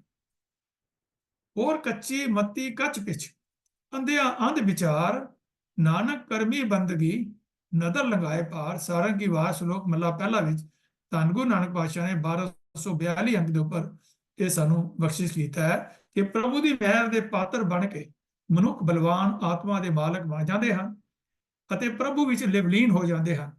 ਇਹਨਾਂ ਮਨੁੱਖਾਂ ਦੀ ਅਵਸਥਾ ਦਾ ਜ਼ਿਕਰ ਧੰਨ ਗੁਰੂ ਨਾਨਕ ਪਾਤਸ਼ਾਹ ਜੀ ਨੇ ਜਪਜੀ ਵਿੱਚ ਕਰਮਖੰਡ ਦੀ ਬਾਣੀ ਦੀ ਪੌੜੀ ਵਿੱਚ ਇੰਜ ਸਾਨੂੰ ਬਖਸ਼ਿਸ਼ ਕੀਤੀ ਹੈ। ਅਸੀਂ ਸਾਰੇ ਹੀ ਨਿਤਾ ਪ੍ਰਤੀ ਇਹਨਾਂ ਪੌੜੀਆਂ ਦੇ ਵਿੱਚੋਂ ਲੰਘਦੇ ਹਾਂ, ਇਹਨਾਂ ਦਾ ਪਾਠ ਕਰਦੇ ਹਾਂ। ਤੋ ਜੋ ਜਪਜੀ ਦੀ ਬਾਣੀ ਹੈ ਸ੍ਰੀ ਗੁਰੂ ਗ੍ਰੰਥ ਸਾਹਿਬ ਦੇ ਪੰਨਾ 8 ਦੇ ਉੱਪਰ ਜਿਹੜੀ ਹੈ ਸੁਸ਼ੋਭਿਤ ਹੈ। ਕਰਮਖੰਡ ਕੀ ਬਾਣੀ ਜੋਰ, ਤੇ ਹੋਰ ਨਾ ਕੋਈ ਹੋਰ, ਆਪ ਕਰਮ ਦਾ ਪਾਵੇ ਬਖਸ਼ਿਸ਼। ਕਿ ਜਿਹੜੀ ਬਖਸ਼ਿਸ਼ ਵਾਲੀ ਜਿਹੜੀ ਅਵਸਥਾ ਹੈ ਉਹ ਬੜੀ ਤਾਕਤ ਵਾਲੀ ਹੈ, ਬੜੀ ਜ਼ੋਰ ਵਾਲੀ ਹੈ। ਜਿੱਥੇ ਬਖਸ਼ਿਸ਼ ਹੋ ਜਾਏ ਉਹਦੇ ਅੰਦਰ ਅਥਾਹ ਆਤਮਿਕ ਬਲ ਪੈਦਾ ਹੋ ਜਾਂਦਾ ਹੈ ਔਰ ਉਸ ਅਵਸਥਾ ਦੇ ਵਿੱਚ ਕੋਈ ਹੋਰ ਨਹੀਂ ਪਹੁੰਚ ਸਕਦਾ। ਤਿੱਥੈ ਜੋਧ ਮਹਾ ਬਲ ਸੂਰ, ਤਿਨ ਮੈਂ ਰਾਮ ਰਿਆ ਭਰਪੂਰ, ਤਿੱਥੈ ਸੀਤੋ ਸੀਤਾ ਮਹਿਮਾ ਮਾਏ। ਸੀਤੋ ਸੀਤਾ ਮੈਨੇ ਉਹਨਾਂ ਦਾ ਮਨ ਜਿਹੜਾ ਹੈ ਉਹ ਪਰਮਾਤਮਾ ਦੇ ਨਾਲ ਸੁਰਤ ਵਿੱਚ ਜੁੜਿਆ ਹੋਇਆ ਹੈ, ਸੀਤਾ ਹੋਇਆ ਹੈ। ਤਾਂ ਕਿ ਰੂਪ ਨਾ ਕਥਨੇ ਜਾਏ। ਉਹਨਾਂ ਦੀ ਮਨੁੱਖਾਂ ਦੀ ਇਹਨਾਂ ਦੇ ਉੱਪਰ ਬਖਸ਼ਿਸ਼ ਹੋ ਗਈ ਹੈ, ਉਹਨਾਂ ਦੀ ਕੀ ਅਵਸਥਾ ਹੈ ਉਸ ਨੂੰ ਦੱਸਿਆ ਨਹੀਂ ਜਾ ਸਕਦਾ। ਐਸੇ ਮਨੁੱਖ ਉਹ ਮਾਇਆ ਦੇ ਹੱਲਿਆਂ ਦੇ ਨਾਲ ਉਹ ਮਾਰ ਨਹੀਂ ਖਾਂਦੇ, ਨਾ ਉਹ ਮਰੇ, ਨਾ ਠਾਗੇ ਜਾਏ, ਨਾ ਮਾਇਆ ਉਹਨੂੰ ਠੱਗ ਸਕਦੀ ਹੈ। ਕਿਹਨਾਂ ਦੇ ਜਿਨ ਕਹੈ ਰਾਮ ਵਸੇ ਮਨ ਮਾਏ, ਜਿਨ੍ਹਾਂ ਦੇ ਮਨ ਦੇ ਵਿੱਚ ਪਰਮਾਤਮਾ ਦਾ ਨਾਮ ਵਸ ਜਾਂਦਾ ਹੈ। ਤੇ ਇਸ ਅਵਸਥਾ ਦੇ ਵਿੱਚ ਜਿੱਥੇ ਭਗਤ ਵਸੈ ਕੇ ਲੋ, ਕਿ ਅਨੇਕਾਂ ਜਗ੍ਹਾ ਦੇ ਉੱਪਰ ਜਿਹੜੇ ਪ੍ਰਭੂ ਦੀ ਭਗਤੀ ਕਰਨ ਵਾਲੇ ਹਨ ਉਹਨਾਂ ਦੀ ਇਸ ਖੰਡ ਦੀ ਅਵਸਥਾ ਵਿੱਚ ਆ ਜਾਂਦੇ ਹਨ। ਉਹ ਬਖਸ਼ਿਸ਼ ਵਾਲੇ ਜਿਹੜੇ ਹਨ ਪਾਤਰ ਬਣ ਜਾਂਦੇ ਹਨ। ਕਰੇ ਆਨੰਦ ਸੱਚਾ ਮਨ ਸੋਏ, ਉਹ ਆਨੰਦ ਅਵਸਥਾ ਆਨੰਦ ਲੈਂਦੇ ਹਨ, ਆਨੰਦ ਵਾਲੀ ਅਵਸਥਾ ਵਿੱਚ ਰਹਿੰਦੇ ਹਨ। ਸੱਚਾ ਮਨ ਸੋਏ, ਉਹਨਾਂ ਦੇ ਮਨ ਦੇ ਵਿੱਚ ਹਮੇਸ਼ਾ ਸੱਚਾ ਜਿਹੜਾ ਹੈ ਉਹ ਟਿਕਿਆ ਹੋਇਆ ਹੈ, ਵਸਿਆ ਹੋਇਆ। ਹੁਣ ਗੁਰੂ ਨਾਨਕ ਪਾਤਸ਼ਾਹ ਦਾ ਭਗਤੀ ਮਾਰਗ ਇਸ ਦੀ ਗੱਲ ਕਰਦੇ ਹਾਂ ਕਿ ਜਿਹੜੀ ਹੁਣ ਤੱਕ ਅਸੀਂ ਵਿਚਾਰ ਆਪ ਜੀ ਨਾਲ ਸਾਂਝੀ ਕੀਤੀ ਹੈ ਉਸ ਤੋਂ ਸਪਸ਼ਟ ਹੋ ਜਾਂਦਾ ਹੈ ਕਿ ਪ੍ਰਭੂ ਪ੍ਰਾਪਤੀ ਦਾ ਰਾਹ ਗੁਰੂ ਪਾਸੋਂ ਮਾਲੂਮ ਹੁੰਦਾ ਹੈ। ਇਹ ਸਪਸ਼ਟ ਹੈ। ਇਸ ਰਾਹ ਦੇ ਪਾਂਧੇ ਦਾ ਮੁੱਖ ਕਰਤੱਵ ਆਪਣੇ ਮਨ ਵਿੱਚ ਸਿਮਰਨ ਰਾਹੀਂ ਪ੍ਰਭੂ ਨਾਲ ਪਿਆਰ ਪੈਦਾ ਕਰਨਾ ਹੈ ਅਤੇ ਅਜਿਹਾ ਜੀਵਨ ਜਿਉਣਾ ਹੈ ਜਿਸ ਨਾਲ ਮਨ ਤੇ ਆਤਮਾ ਪਾਪਾਂ ਅਤੇ ਵਿਕਾਰਾਂ ਨੂੰ ਤਿਆਗ ਕੇ ਪਰਮਾਤਮਾ ਦੀ ਤਰ੍ਹਾਂ ਨਿਰਮਲ ਹੋ ਜਾਵੇ, ਮੈਲ ਨਾ ਰਹੇ। ਅਜਿਹੇ ਕੰਮ ਕਰਨੇ ਹਨ ਜਿਨ੍ਹਾਂ ਨਾਲ ਪ੍ਰਭੂ ਪ੍ਰਸੰਨ ਹੁੰਦਾ ਹੋਵੇ। ਐਸਾ ਕੰਮ ਭੂਲੇ ਨਾ ਕੀਚੈ ਜਿਤ ਅੰਤ ਪਛੁਤਾਈ, ਕਿ ਐਸੇ ਕੰਮ ਨਾ ਕਰੀਏ ਮਾਇਆ ਦੇ ਢਹਿ ਨਾ ਚੜੀਏ, ਕੰਮ ਕਰੋ ਲੋਭ ਮੋਹ ਹੰਕਾਰ ਆਪਣੇ ਅੰਦਰ ਪੈਦਾ ਨਾ ਹੁੰਦੇ ਤੇ ਸਾਨੂੰ ਆਖਰ ਵੇਲੇ ਪਛਤਾਣਾ ਪਵੇ। ਇਹ ਸਾਰਾ ਜੀਵਨ ਢੰਗ ਗੁਰ ਸ਼ਬਦ ਦੀ ਵਿਚਾਰ ਤੋਂ ਪ੍ਰਾਪਤ ਹੁੰਦਾ ਹੈ। ਜੇਕਰ ਗੁਰੂ ਦੇ ਸ਼ਬਦ ਦੀ ਵਿਚਾਰ ਨਹੀਂ ਕਰਦੇ। ਕੱਲ ਬੜੀ ਵਧੀਆ ਮਾਰੂ ਰਾਗ ਦੇ ਵਿੱਚ ਜੋ ਵਾਰ ਸੀ ਤੀਜੇ ਪਾਤਸ਼ਾਹ ਦੀ, ਉਹਦੇ ਅੰਦਰ ਇੱਕ ਪੰਕਤੀ ਆਈ ਸੀ ਕਿ ਕੇਦਾਰਾ ਰਾਗਾ ਵੀ ਜਾਣੀ ਹੈ ਕਿ ਕਿਸੇ ਵੀ ਰਾਗ ਦੇ ਅੰਦਰ ਤੁਸੀਂ ਬਾਣੀ ਨੂੰ ਪੜ੍ਹ ਰਹੇ ਹੋ ਤਾਂ ਤੁਸੀਂ ਤਾਂ ਹੀ ਸਫਲਾ ਸਮਝੋ ਜੇ ਉਸ ਦੇ ਵਿੱਚ ਜੋ ਬਾਣੀ ਪੜ੍ਹੀ ਜਾ ਰਹੀ ਹੈ ਉਸ ਰਾਗ ਅਨੁਸਾਰ ਅਗਰ ਉਸ ਬਾਣੀ ਦਾ ਤੱਤ ਤੁਹਾਨੂੰ ਪ੍ਰਾਪਤ ਹੋਇਆ ਹੈ ਤੇ ਤਾਂ ਸਫਲੋ ਉਸ ਨੂੰ ਰਾਗ ਵਿੱਚ ਉਸ ਰਾਗ ਵਿੱਚ ਗਾਇਆ ਹੋਇਆ ਸਫਲ ਸਮਝੋ। ਤਾਂ ਇਸ ਤਰ੍ਹਾਂ ਹੀ ਬਾਣੀ ਦਾ ਪਾਠ ਕੀਤਾ ਹੋਇਆ, ਬਾਣੀ ਦਾ ਕੀਰਤਨ ਕੀਤਾ ਹੋਇਆ, ਬਾਣੀ ਦੀ ਕਥਾ ਵਿਚਾਰ ਕੀਤੀ ਹੋਈ, ਇਹ ਬਾਣੀ ਦੇ ਸਿਧਾਂਤਾਂ ਤੇ ਲੈਕਚਰ ਕੀਤਾ ਹੋਇਆ ਤਾਂ ਹੀ ਸਫਲ ਸਮਝਿਆ ਜਾਏਗਾ ਜਦੋਂ ਉਹ ਜਿਹੜੇ ਉਹਦੇ ਅੰਦਰ ਵਿਚਾਰ ਰੱਖੇ ਹਨ ਉਸ ਨੂੰ ਆਪਣੇ ਮਨ ਵਿੱਚ ਧਾਰਨ ਕਰੀਏ। ਗੁਰੂ ਹਰਿ ਸਾਹਿਬ ਨੇ ਵੀ ਇਹ ਗੱਲ ਸਾਨੂੰ ਸਮਝਾਈ ਸੀ ਕਿ ਜਿਹੜੇ ਵੀ ਬਾਣੀ ਨੂੰ ਪੜ੍ਹਦੇ ਹਨ ਉਹ ਅਗਰ ਉਸ ਦੇ ਵਿੱਚ ਜਿਹੜਾ ਤੱਤ ਹੈ ਉਸ ਨੂੰ ਤੱਤ ਨੂੰ ਨਹੀਂ ਸਮਝਦੇ ਤਾਂ ਇਹ ਰੱਖਿਆ ਸੀ ਕਿ ਅਰਥ ਰੱਖੇ ਜੋ ਸ਼ਬਦ ਮਝਾਰਾ ਬਾਰ ਬਾਰ ਤੈ ਕਰੋ ਵਿਚਾਰਾ, ਕਿ ਉਹਨੂੰ ਬਾਰ-ਬਾਰ ਵਿਚਾਰ ਕਰੋ ਜਿਹੜੇ ਉਸ ਬਾਣੀ ਦੇ ਵਿੱਚ ਅਰਥ ਰੱਖੇ ਹਨ ਤੇ ਉਹਨੂੰ ਇਸ ਤਰ੍ਹਾਂ ਪੜੋ ਕਿ ਜੋ ਨਿਜ ਕਾਜ ਤੁਮ ਨਿਤ ਸਵਾਰੋ, ਭੁੱਲੋ ਨਾਹੀ ਲਗੋ ਪਿਆਰੋ। ਐਸਾ ਪਿਆਰ ਕਰੋ ਗੁਰਬਾਣੀ ਪੜਨ ਸੁਣਨ ਕੀ ਰੁਚ ਮਨ ਠਾਣੀ। ਅਰਥ ਰੱਖੇ ਜੋ ਸ਼ਬਦ ਮਝਾਰਾ ਬਾਰ-ਬਾਰ ਤੈ ਕਰੋ ਵਿਚਾਰਾ, ਉਹਨੂੰ ਬਾਰ-ਬਾਰ ਵਿਚਾਰ ਕਰਨ ਦੀ ਗੱਲ ਹੈ। ਤਾਂ ਇਹ ਸਾਰਾ ਜੀਵਨ ਗੁਰਮੁਖਾਂ ਵਾਲਾ ਭਗਤੀ ਮਾਰਗ ਦਾ ਜੋ ਰਸਤਾ ਹੈ ਉਸ ਦੇ ਵਿੱਚੋਂ ਜਿਹੜਾ ਗੇਟ ਹੈ, ਉਹ ਗੇਟਵੇ ਕੀ ਹੈ? ਉਹ ਹੈ ਗੁਰੂ ਸ਼ਬਦ ਦੀ ਵਿਚਾਰ। ਤੇ ਜੇ ਗੁਰੂ ਸ਼ਬਦ ਦੀ ਵਿਚਾਰ ਸਾਡੇ ਮਨ ਵਿੱਚ ਵਸ ਜਾਏ, ਸਮਝ ਲਓ ਸਾਡੀ ਭਗਤੀ ਮਾਰਗ ਦੇ ਵਿੱਚ ਐਂਟਰੈਂਸ ਹੋ ਗਈ। ਧੰਨ ਗੁਰੂ ਨਾਨਕ ਪਾਤਸ਼ਾਹ ਨੇ ਪ੍ਰਭੂ ਪ੍ਰਾਪਤੀ ਦੇ ਪੰਧ ਨੂੰ 5 ਪੜਾਵਾਂ ਵਿੱਚ ਵੰਡਿਆ ਹੈ। ਇਹ 5 ਪੜਾਅ ਹਨ, ਜਿਵੇਂ ਮੈਂ ਉੱਪਰ ਬੇਨਤੀ ਕੀਤੀ ਹੈ: ਧਰਮਖੰਡ, ਗਿਆਨਖੰਡ, ਸਰਮਖੰਡ, ਕਰਮਖੰਡ ਅਤੇ ਸੱਚਖੰਡ।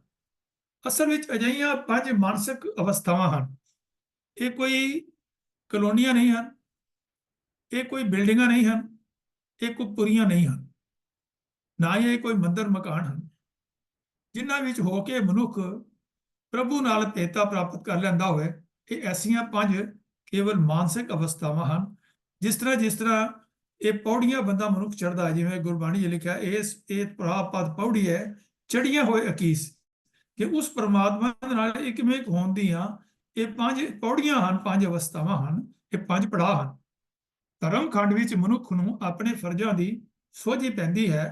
ਉਸ ਨੂੰ ਪਤਾ ਲੱਗਦਾ ਹੈ ਕਿ ਧਰਤੀ ਧਰਮ ਦੀ ਕਮਾਈ ਕਰਨ ਦਾ ਸਥਾਨ ਹੈ। ਇੱਥੇ ਕੀਤੇ ਕੰਮਾਂ ਦਾ ਯੋਗ ਫਲ ਮਿਲਦਾ ਹੈ। ਜਿਨ੍ਹਾਂ ਨੇ ਚੰਗੇ ਕੰਮ ਕੀਤੇ ਹੁੰਦੇ ਹਨ, ਉਹ ਪ੍ਰਭੂ ਦੀ ਮਿਹਰ ਦੇ ਪਾਤਰ ਬਣਦੇ ਹਨ। ਮੈਂ ਬਿਲਕੁਲ ਬਰੀਫ ਵਿੱਚ ਆਪ ਜੀ ਨਾਲ ਸਾਂਝੇ ਕਰ ਰਿਹਾ ਵਿਚਾਰ।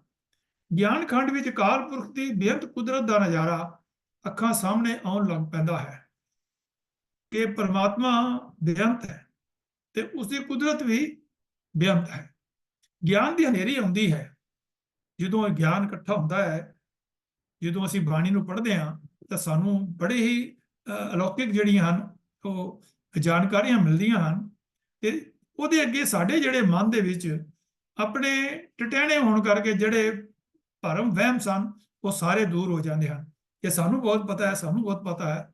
ਲੇਕਿਨ ਜਿੱਥੋਂ ਗੁਰਬਾਣੀ ਦੇ ਵਿੱਚ ਨਾਲ ਜੁੜਦੇ ਹਾਂ, ਵਿਚਾਰ ਕਰਦੇ ਹਾਂ, ਤਾਂ ਫਿਰ ਵੱਡੇ ਵੱਡੇ ਸਾਇੰਟਿਸਟ ਵੀ ਜਿਹੜੇ ਹਨ, ਉਹ ਵੀ ਨਤਮਸਤਕ ਹੋ ਜਾਂਦੇ ਹਨ ਕਿ ਧੰਨ ਗੁਰੂ ਨਾਨਕ ਪਾਤਸ਼ਾਹ ਨੇ ਅੱਜ ਤੋਂ 500 ਸਾਲ ਪਹਿਲਾਂ ਜਿਹੜੀਆਂ ਸੱਚਾਈਆਂ ਦੱਸੀਆਂ ਸਨ, ਸਾਇੰਸ ਹਾਲੇ ਵੀ ਉਹਨਾਂ ਪਿੱਛੇ ਹੀ ਲੱਗੀ, ਹਾਲੇ ਉੱਥੇ ਤੱਕ ਪਹੁੰਚੀ ਵੀ ਨਹੀਂ ਹੈ।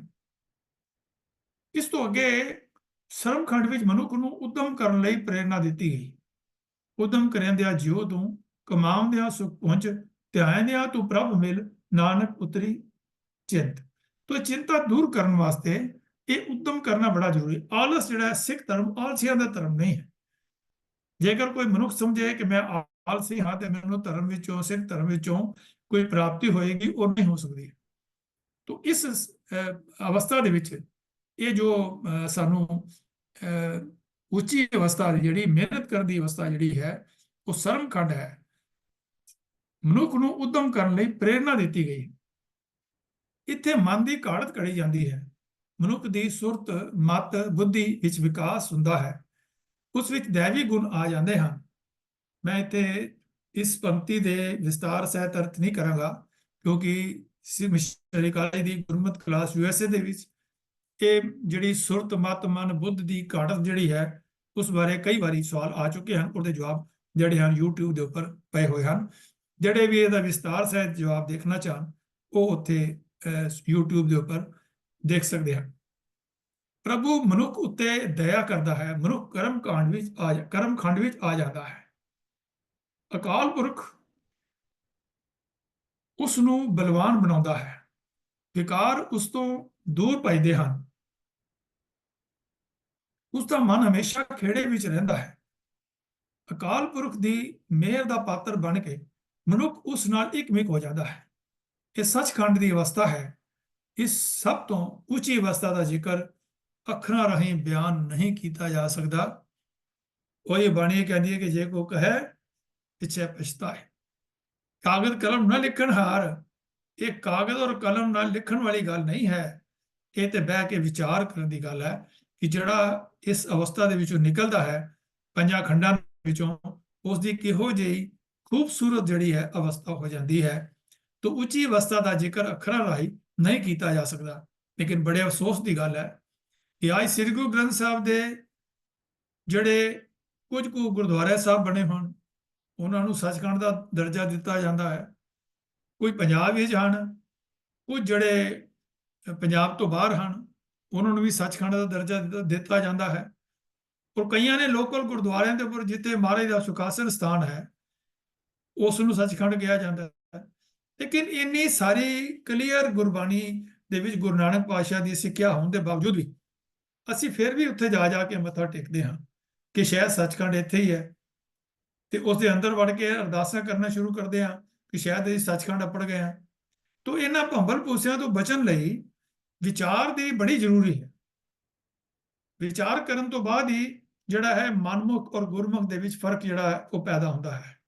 ਮਨਮੁਖ ਦੇ ਅੰਦਰ ਮਾਇਆ ਦੀ ਵਿਚਾਰ ਹੈ ਤੇ ਗੁਰਮੁਖ ਦੇ ਅੰਦਰ ਗੁਰੂ ਸ਼ਬਦ ਦੀ ਵਿਚਾਰ ਹੈ। ਆਓ ਅਗਲੀ ਗੱਲ ਤੇ ਵਿਚਾਰ ਕਰੀਏ ਕਿ ਪੁਰਾਤਨ ਧਾਰਮਿਕ ਵਿਸ਼ਵਾਸਾਂ ਬਾਰੇ ਸਤਿਗੁਰੂ ਜੀ ਨੇ ਆਪਣੀ ਕੀ ਰਾਏ ਦਿੱਤੀ ਹੈ। ਸਤਿਗੁਰਾਂ ਦੇ ਸੰਖੇਪ ਜੀਵਨ ਅਤੇ ਵਿਚਾਰਧਾਰਾ ਦੇ ਕੁਝ ਉੱਤੇ ਦਰਸਾਏ ਪੱਖਾਂ ਦੇ ਅਧਿਐਨ ਮਗਰੋਂ ਇਹ ਗੱਲ ਸਪਸ਼ਟ ਹੋ ਜਾਂਦੀ ਹੈ ਕਿ ਸਤਿਗੁਰੂ ਜੀ ਦੇਵੀ ਦੇਵਤਿਆਂ ਅਤੇ ਕੁਦਰਤ ਦੀਆਂ ਸ਼ਕਤੀਆਂ ਦੀ ਪੂਜਾ ਦੇ ਇੱਕਦਮ ਖਿਲਾਫ ਸਨ। ਆਪ ਨੇ ਕੇਵਲ ਇੱਕ ਅਕਾਲ ਪੁਰਖ ਵਿੱਚ ਯਕੀਨ ਅਤੇ ਸ਼ਰਧਾ ਰੱਖਣ ਤੇ ਉਸ ਦੀ ਪੂਜਾ ਨਾਮ ਸਿਮਰਨ ਦਾ ਉਪਦੇਸ਼ ਦਿੱਤਾ ਹੈ। ਧਾਰਮਿਕ ਭੇਖਾਂ ਦੀ ਥਾਂ ਗੁਰ ਸਿੱਖੀ ਦੇ ਅੰਦਰ ਕੋਈ ਭੇਖ ਨਹੀਂ ਹੈ। ਸਿੱਖੀ ਦੇ ਅੰਦਰ ਤੇ ਬੜੀ ਸਪਸ਼ਟ ਗੱਲ ਕੀ ਹੈ ਕਿ ਭੇਖ ਦਿਖਾਵੇ ਜਗਤ ਕੋ ਲੋਗਨ ਕੋ ਬਸ ਕੀਨ ਅੰਤ ਕਾਲ ਕਾਤੀ ਘਟਿਓ ਬਾਸ ਨਰਕ में लीन, ਕਿ ਉਹਦੇ ਆਪਣਾ ਜੀਵਨ ਇਥੋਂ ਵਿਅਰਥ ਕਰਕੇ ਜਾਏਗਾ ਜਿਹੜਾ ਭੇਖਾਂ ਦੇ ਅੰਦਰ। ਭੇਖੀ ਪ੍ਰਭੂ ਨਾਲ ਲੱਭਈ ਵਿਨ ਸੱਚੀ ਸਿੱਖਾਂ, ਵਿਨ ਸੱਚੀ ਸਿੱਖੀ ਦੇ ਸਿੱਖਾਂ ਦੇ ਵਿਚਾਰਿਆਂ ਦੇ ਸਿੱਖਾਂ ਦੇ ਸਿੱਖਿਆ ਦੇ ਉਸ ਪ੍ਰਮਾਤਮਾ ਦੀ ਪ੍ਰਾਪਤੀ ਨਹੀਂ ਹੋ ਸਕਦੀ ਹੈ। ਧਾਰਮਿਕ ਭੇਖਾਂ ਦੀ ਥਾਂ ਸਦਾਚਾਰੀ ਜੀਵਨ ਉੱਤੇ ਗੁਣ ਵਾਲੇ ਜੀਵਨ ਉੱਤੇ ਬਲ ਦਿੱਤਾ ਹੈ। ਇਸ ਲਈ ਤੀਰਥ ਦੀ ਯਾਤਰਾ, ਤੀਰਥ ਇਸ਼ਨਾਨਾਂ, ਸਰੀਰ ਨੂੰ ਕਸ਼ਟ ਦੇਣ ਵਾਲੇ ਤਪਾਂ, ਯੋਗੀਆਂ ਦੇ ਤੇ ਜੈਨੀਆਂ ਦੀਆਂ ਸਾਧਨਾਵਾਂ, ਅਨੇਕ ਤਰ੍ਹਾਂ ਦੇ ਪੁੰਨ ਦਾਨ, ਜਗਤ ਤੋਂ ਨਸਣ, ਜੰਗਲਾਂ ਵਿੱਚ ਵਾਸਾ ਕਰਨਾ, ਬ੍ਰਹਮਚਾਰ ਰਹਿਣਾ, ਵਿਆਹ ਨਾ ਕਰਾਉਣਾ, ਯੱਗ ਕਰਨਾ, ਬਲੀਆਂ ਦੇਣ ਆਦਿਕ ਕਥਿਤ ਧਾਰਮਿਕ ਰਸਮਾਂ ਰੀਤਾਂ ਤੇ ਕਰਮ ਕਾਂਡਾਂ ਦਾ ਸਖਤ ਵਿਰੋਧ ਕੀਤਾ ਹੈ ਗੁਰੂ ਨਾਨਕ ਪਾਤਸ਼ਾਹ ਜੀ ਨੇ। ਪਹਿਲੇ ਪ੍ਰਚਲਿਤ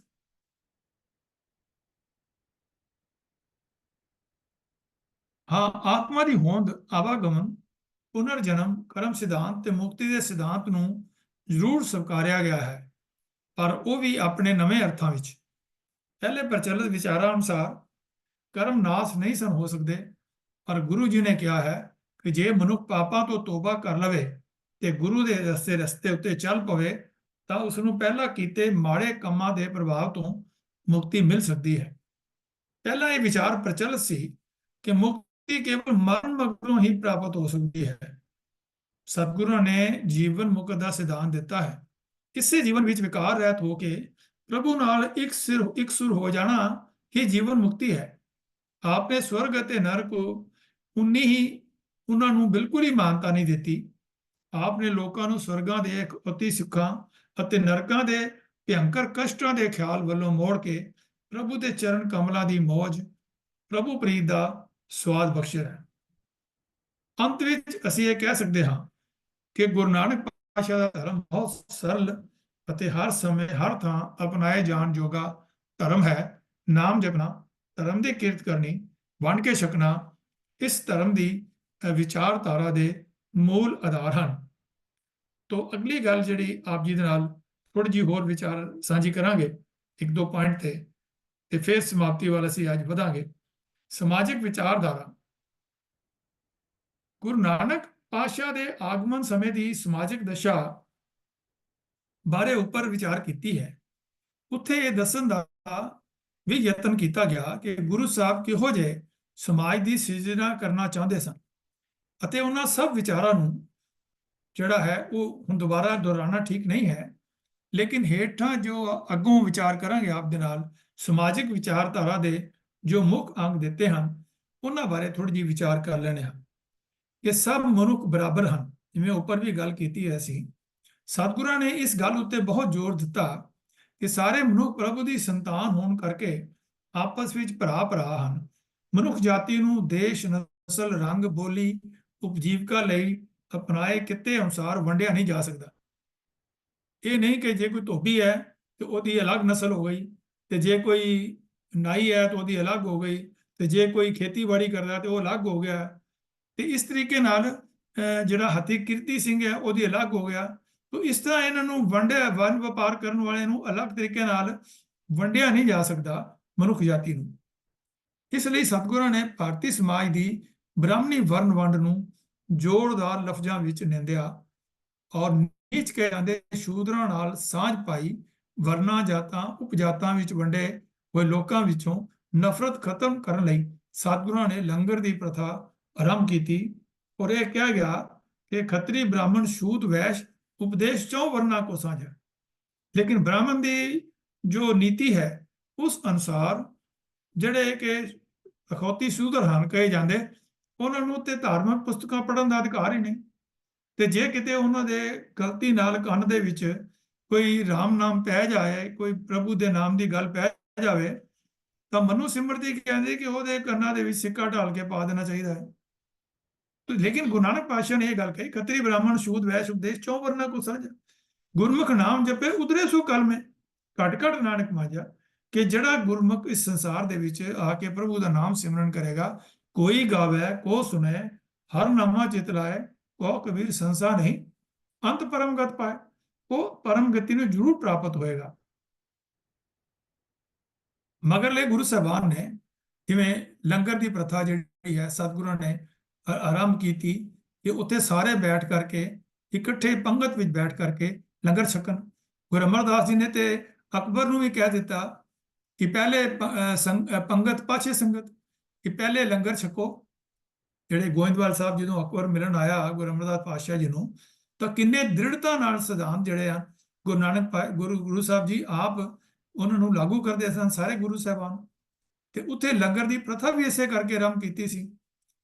ਤਾਂ ਸਰੋਵਰ ਵੀ ਬਣਾਏ, ਸਰੋਵਰ ਵੀ ਇਸ ਕਰਕੇ ਬਣਾਏ ਕਿ ਜੀਵਨ ਮਹਾਰਾਸ਼ਟਰ ਅੰਦਰ ਅਸੀਂ ਪੜ੍ਹਦੇ ਹੁੰਦੇ ਸਾਂ ਕਿ ਜਦੋਂ ਕੋਈ ਖੂਹ ਦੇ ਉੱਤੇ ਕੋਈ ਸ਼ੂਦਰ ਅਖੌਤੀ ਲੰਘ ਜਾਂਦਾ ਸੀ ਤਾਂ ਉਹਦਾ ਪਰਛਾਵਾਂ ਵੀ ਪੈ ਜਾਂਦਾ ਸੀ। ਤੇ ਉਹ ਬ੍ਰਾਹਮਣ ਜਿਹੜੇ ਹਨ ਉਹ ਕਹਿੰਦੇ ਸਨ ਕਿ ਇਹ ਖੂਹ ਹੀ ਅਪਵਿੱਤਰ ਹੋ ਗਿਆ, ਤੇ ਉਹਨੂੰ ਕੁੱਟ-ਕੁੱਟ ਕੇ ਮਾਰਦੇ ਸਨ ਉਹਨੂੰ।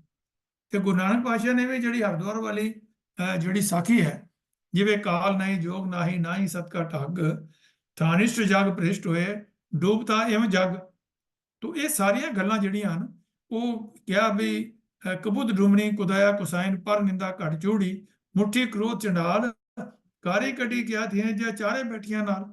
ਕਿ ਜਦੋਂ ਮਰਦਾਨਾ ਗਿਆ ਅੱਗ ਲੈਣ ਵਾਸਤੇ ਤੇ ਉਹਦਾ ਪਰਛਾਵਾਂ ਉਸ ਬਾਹਮਣ ਦੇ ਚੌਂਕੇ ਤੇ ਪੈ ਗਿਆ ਤੇ ਉਹ ਚੁਆਤੀ ਲੈ ਕੇ ਉਹਦੇ ਪਿੱਛੇ ਭੱਜ ਪਿਆ।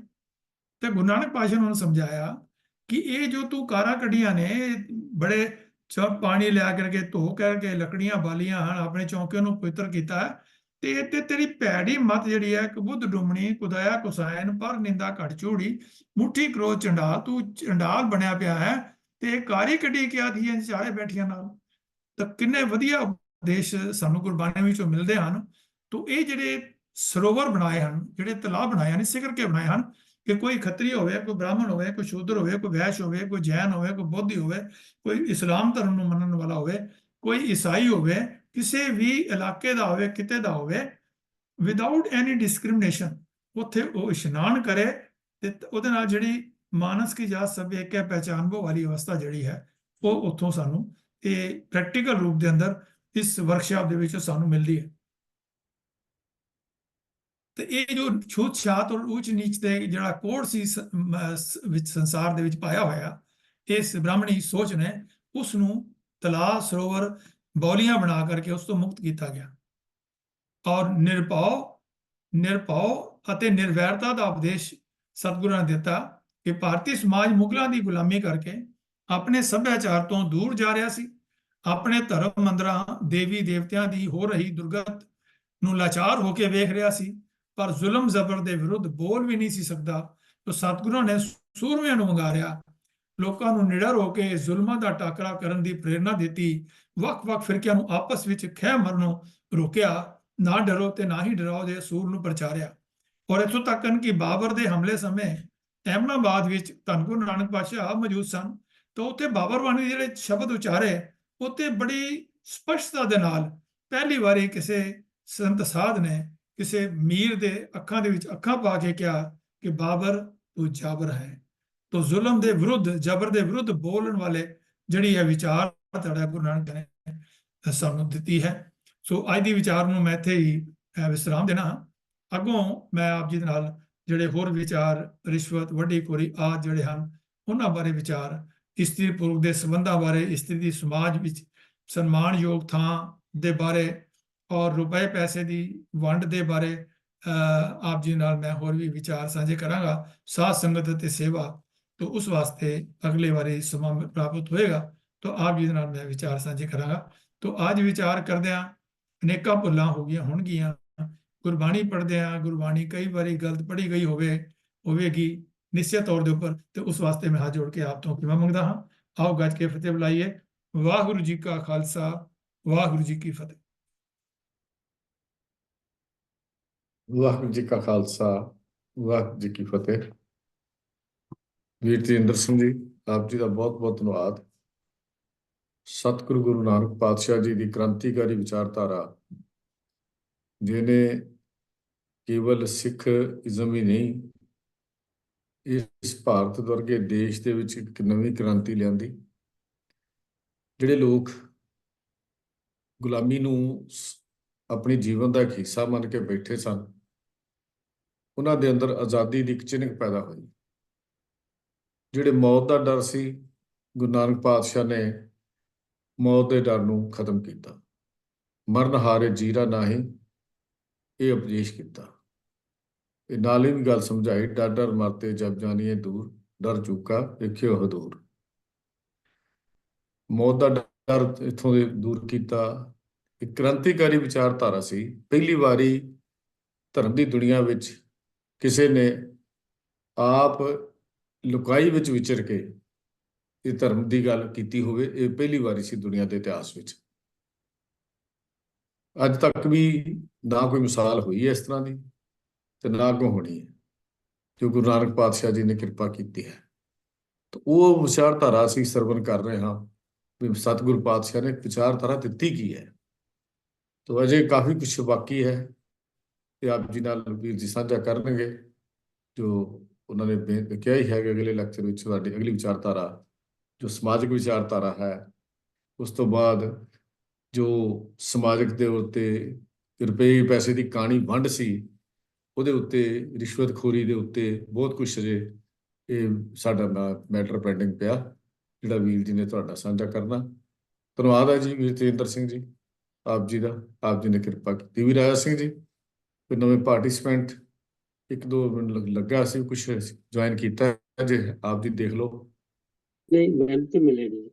ਉਹ ਪੱਟੀ ਸਨ ਕੁਛ ਏਦਾਂ। ਚਲੋ ਐਮਪੀ ਸਿੰਘ ਜੀ।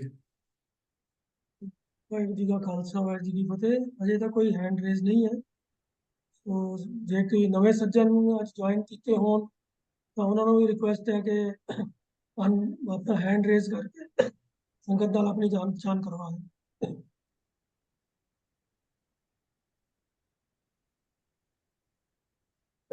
ਜੇ ਕਿਸੇ ਸੱਜਣ ਦਾ ਕੋਈ ਸਵਾਲ ਜਾਂ ਕੋਈ ਕਮੈਂਟ ਹੋਵੇ ਤਾਂ ਉਹ ਵੀ please hand raise.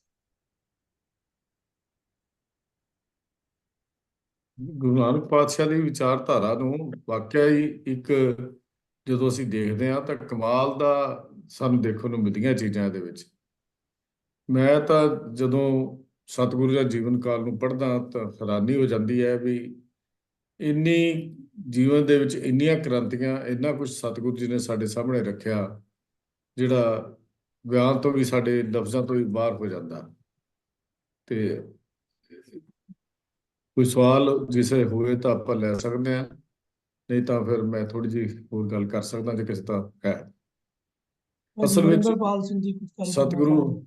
Satguru ji ਨੇ ਇਹੋ ਜਿਹਾ ਸਮਾਜ ਬਣਾਇਆ ਸੀ ਜਿਹੜਾ ਸਵੈ ਸਤਿਕਾਰ ਵਾਲਾ ਹੁੰਦਾ ਅਤੇ ਸਵੈ ਭਰੋਸੇ ਵਾਲਾ ਹੁੰਦਾ, ਜਿਹਦੇ ਵਿੱਚ ਇੱਕ ਮਨੁੱਖ ਦਾ ਆਸਰਾ ਛੱਡ ਕੇ ਇੱਕ ਕੇਵਲ ਪ੍ਰਮਾਤਮਾ ਦੇ ਆਸਰੇ ਦੀ ਗੱਲ ਕੀਤੀ।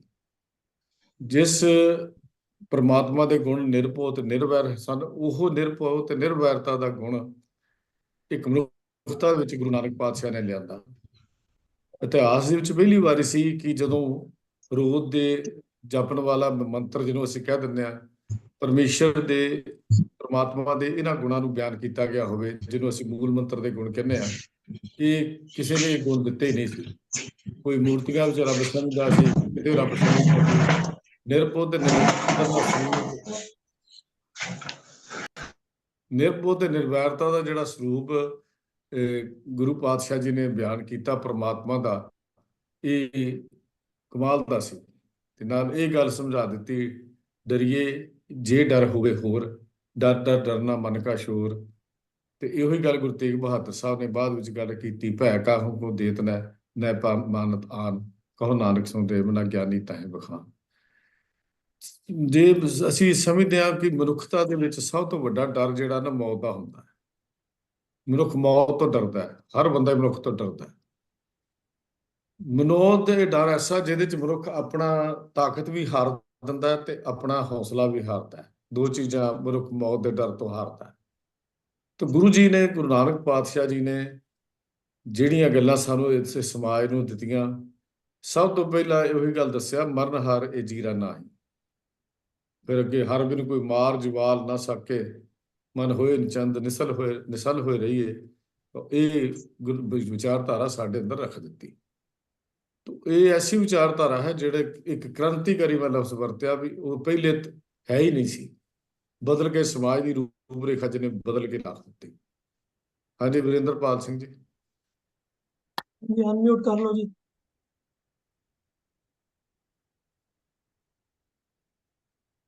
ਵਾਹਿਗੁਰੂ ਜੀ ਕਾ ਖਾਲਸਾ, ਵਾਹਿਗੁਰੂ ਜੀ ਕੀ ਫਤਿਹ। ਬਹੁਤ ਖੂਬਸੂਰਤ ਔਰ ਸੁੰਦਰ ਤਰੀਕੇ ਨਾਲ ਗੁਰੂ ਨਾਨਕ ਪਾਤਸ਼ਾਹ ਦੀ ਵਿਚਾਰਧਾਰਾ ਨੂੰ ਵੀਰ ਤੇਜਿੰਦਰ ਸਿੰਘ ਜੀ ਨੇ ਰੱਖਿਆ ਔਰ ਸਾਨੂੰ ਉਹ ਜਾਣਕਾਰੀ ਦਿੱਤੀ ਹੈ ਜਿਹੜੀ ਗੁਰੂ ਨਾਨਕ ਸਾਹਿਬ ਦੀ ਬਾਣੀ ਰਾਹੀਂ ਸਾਨੂੰ ਇਤਿਹਾਸ ਨਾਲ ਵੀ ਜੋੜਦੀ ਹੈ। ਸੋ ਮੈਂ ਇੱਕੋ ਬੇਨਤੀ ਇਹ ਕਰਨੀ ਸੀ ਕਿ ਮਾਇਆ ਬਾਰੇ ਗੁਰਬਾਣੀ ਦਾ ਸਪਸ਼ਟ ਵਿਚਾਰ ਹੈ ਕਿ ਮਾਇਆ ਤਦ ਉਹ ਰੂਪ ਪਦਾਰਥ ਧਾਰਨ ਕਰਦੇ ਨੇ ਜਾਂ ਰਿਸ਼ਤੇ ਧਾਰਨ ਕਰਦੇ ਨੇ ਜਾਂ ਕੁਝ ਵੀ ਧਾਰਨ ਕਰਦਾ ਹੈ ਜਦ ਸਾਨੂੰ ਉਸ ਦੇ ਆਉਣ ਦੇ ਨਾਲ ਪ੍ਰਮਾਤਮਾ ਵਿਸਰਦਾ ਹੈ ਜਾਂ ਪ੍ਰਮਾਤਮਾ ਦੇ ਗੁਣ ਵਿਸਰ ਜਾਂਦੇ, ਸਾਡੀਆਂ ਆਦਤਾਂ ਬੁਰੀਆਂ ਹੋ ਜਾਂਦੀਆਂ ਨੇ। ਇਸ ਕਰਕੇ ਆਨੰਦ ਸਾਹਿਬ ਦੀ ਬਾਣੀ ਵਿੱਚ ਸਾਨੂੰ ਦੋ ਚੀਜ਼ਾਂ ਸਾਹਮਣੇ ਰੱਖੀਆਂ, ਇੱਕ ਤੇ ਉਹ ਮਾਇਆ ਜਿਤ ਹਰ ਵਿਸਰੇ, ਮੋਹ ਉਪਜੇ ਭਾਉ ਦੂਜਾ ਲਾਇਆ। ਦੂਸਰੀ ਗੱਲ ਉਹਨਾਂ ਨੇ ਕਿ ਜੈਸੀ ਅਗਨ ਉਦਰ ਮੈਂ ਤੈਸੀ ਬਾਹਰ ਮਾਇਆ, ਮਾਇਆ ਅਗਨ ਇੱਕੋ ਜਿਹੀ ਕਰਤੇ ਖੇਲ ਰਚਾਇਆ। ਇਹ ਕਰਤੇ ਦਾ ਖੇਲ ਹੈ ਔਰ ਕਰਤੇ ਦੇ ਖੇਲ ਦੇ ਇਹ ਸਾਰੇ ਜਿਹੜੇ ਹਨ ਇਹਦੇ ਵਿੱਚ ਸਾਨੂੰ ਵਿਚਰਨਾ ਪਏਗਾ। ਸੋ ਇਸ ਪੰਜ ਜਿਹੜੇ ਕਾਮ ਕ੍ਰੋਧ ਲੋਭ ਮੋਹ ਹੰਕਾਰ ਜਿਹੜੇ ਸਰੀਰ ਦੇ ਅੰਦਰ ਨੇ, ਜਿਸ ਤਰ੍ਹਾਂ ਧਰਤੀ ਦੇ ਅੰਦਰ ਅੱਗ ਹੈ, ਪਾਣੀ ਹੈ, ਹਵਾ ਹੈ ਔਰ ਜ਼ਮੀਨ ਹੈ, ਤੇ ਇਹ ਪੰਜ ਤੱਤ ਹਨ। ਇਸੇ ਤਰ੍ਹਾਂ ਪੰਜ ਇਹ ਜਿਹੜੇ ਹਨ ਸਾਡੇ ਅੰਦਰ ਗੁਣ ਤੇ ਅਵਗੁਣਾ, ਗੁਣਾਂ ਨੂੰ ਅਸੀਂ ਅਵਗੁਣਾਂ ਵਿੱਚ ਬਦਲ ਦਿੰਦੇ ਹਾਂ। ਉਹ ਅਸੀਂ ਇਸ ਤੇ ਜ਼ਿਆਦਾ ਜ਼ੋਰ ਕਰਕੇ ਗੁਰਬਾਣੀ ਦੇ ਅਧੀਨ ਨਾ ਵਿਚਾਰਨ ਕਰਕੇ ਇਸ ਪ੍ਰੋਬਲਮ ਵਿੱਚ ਫਸਦੇ ਹਾਂ, ਜਿਸ ਦੇ ਲਈ ਤੇਜਿੰਦਰ ਸਿੰਘ ਵੀਰ ਜੀ ਨੇ ਸਾਡੇ ਸਾਹਮਣੇ ਪੱਖ ਰੱਖਿਆ ਕਿ ਮਾਇਆ ਤੋਂ ਅਸੀਂ ਕਿਸ ਤਰ੍ਹਾਂ ਬਚਣਾ ਹੈ। ਔਰ ਮਾਇਆ ਜਿਹੜੀ ਹੈ ਉਹ ਨੁਕਸਾਨਦਾਇਕ ਵੀ ਨਹੀਂ ਹੈ ਤੇ ਭਰਪੂਰ ਮਾਤਰਾ ਜੇ ਅਸੀਂ ਗੁਰਬਾਣੀ ਅਨੁਸਾਰ ਹੀ ਵਰਤੋਂ ਪੁੱਛ ਲਓ ਕਰੀਏ। ਆਪਣਾ। ਤੇ ਮੈਂ ਸਵਾਲ ਇਹੀ ਮਤਲਬ ਮੈਂ ਸਵਾਲ ਨਹੀਂ ਕਰਨਾ ਸੀ, ਮੈਂ ਸਿਰਫ ਇਹ ਵਿਚਾਰ ਰੱਖਣੇ ਸਨ। ਸੋ ਵਿਚਾਰ ਵਾਸਤੇ ਤੁਸੀਂ ਤਾਂ ਖੁੱਲਾ ਟਾਈਮ ਲਵੋ ਜੀ, 2 ਮਿੰਟਾਂ 'ਚ ਨਹੀਂ ਗੱਲ ਬਣਨੀ। ਵਾਹਿਗੁਰੂ ਜੀ ਕਾ ਖਾਲਸਾ, ਵਾਹਿਗੁਰੂ ਫਤਿਹ ਜੀ। ਵਿਚਾਰ ਵਾਸਤੇ ਤੁਸੀਂ ਖੁੱਲਾ ਟਾਈਮ ਲਵੋ, 2-4 ਮਿੰਟਾਂ 'ਚ ਤੁਹਾਡੀ ਗੱਲ ਨਹੀਂ ਪੂਰੀ ਹੋਣੀ। ਠੀਕ ਹੈ ਜੀ ਵੀਰ ਜੀ, ਜ਼ਰੂਰ। ਹਾਂਜੀ, ਹੋਰ ਕਿਸੇ ਸੱਜਣ ਦਾ ਸਵਾਲ ਹੋਵੇ ਤਾਂ ਪਲੀਜ਼ ਹੈਂਡ ਰੇਜ਼ ਕਰੋ। ਨਹੀਂ ਤਾਂ ਹਰਜੀਤ ਸਿੰਘ ਜੀ ਨੂੰ ਬੇਨਤੀ ਹੈ ਜੀ ਵੀ ਅਗਲਾ ਪ੍ਰੋਗਰਾਮ ਅਨਾਉਂਸ ਕਰ ਦਿਓ। ਬਹੁਤ ਧੰਨਵਾਦ ਜੀ ਇੱਕ ਵਾਰ ਫੇਰ ਸਾਰੇ ਪਾਰਟਿਸਪੈਂਟ ਦਾ, ਵੀਰ ਤੇਜਿੰਦਰ ਸਿੰਘ ਜੀ ਆਪ ਜੀ ਦਾ ਵੀ। ਕੱਲ ਦੀ ਕਲਾਸ ਦੇ ਵਿੱਚ ਵੀਰ ਰਾਜਾ ਸਿੰਘ ਜੀ ਸ਼ਬਦ ਦੀ ਵਿਚਾਰ ਕਰਨਗੇ, ਜੋ ਭਗਤ ਬਾਣੀ ਵਿੱਚੋਂ ਸ਼ਬਦ ਸਾਡੇ ਚੱਲ ਰਹੇ ਹਨ। ਤਕਰੀਬਨ 793 ਅੰਕ ਤੇ ਸ਼ਬਦ ਹੈ ਜਿਹਦੀ ਵਿਚਾਰ ਵੀਰ ਰਾਜਾ ਸਿੰਘ ਜੀ ਨੇ ਕੱਲ ਆਪ ਜੀ ਦੇ ਨਾਲ ਸਾਂਝੀ ਕਰਨੀ ਹੈ। ਪਰਸੋਂ ਗੁਰਸ਼ਨ ਸਿੰਘ ਜੀ ਸਾਡੇ ਨਾਲ ਵਿਚਾਰਾਂ PPT ਪ੍ਰੈਜੈਂਟੇਸ਼ਨ ਹੈ ਉਹਨਾਂ ਦੀ, ਉਹ ਸਾਡੇ ਨਾਲ ਵਿਚਾਰਾਂ ਦੀ ਸਾਂਝ ਕਰਨਗੇ। ਸੋਮਵਾਰ ਸਾਡਾ ਸਵਾਲ ਜਵਾਬ ਦਾ ਸੈਸ਼ਨ ਹੁੰਦਾ ਹੈ। ਆਪ ਵੱਲੋਂ ਭੇਜੇ ਹੋਏ ਸਵਾਲਾਂ ਦੇ ਉੱਤਰ ਪੈਨਲ ਮੈਂਬਰਾਂ ਵੱਲੋਂ ਦਿੱਤੇ ਜਾਣੇ ਹਨ। ਅਗਲੀ ਕਲਾਸ ਵਿੱਚ ਅੱਜ ਵੀਰ ਚਰਨਜੀਤ ਸਿੰਘ ਜੀ ਹਾਜ਼ਰੀ ਭਰਨਗੇ। ਹਰ ਵੀਰਵਾਰ ਉਹ ਕਲਾਸ ਦੇ ਜਿਹੜੇ ਹਨ ਹਾਜ਼ਰੀ ਭਰਦੇ ਹਨ, ਅੱਜ ਵੀ ਵਿਚਾਰਾਂ ਦੀ ਉਹ ਸਾਂਝ ਕਰਨਗੇ। ਸ਼ੁੱਕਰਵਾਰ ਨੂੰ ਕੈਪਟਨ ਜਸਪਾਲ ਸਿੰਘ। कल कैप्टन जशपाल सिंह जी वो अपनी प्रेजेंटेशन नाल उस क्लास च हाज़री भरनगे। तो अज की क्लास विच होईयां बेअंत भुलां दी आप पासों दो हाथ जोड़ के माफी मांग रहे हैं। क्लास की इत्थे ही समाप्ति कर रहे हैं। प्यार सहित वाहिगुरू जी का खालसा वाहिगुरू जी की फतेह।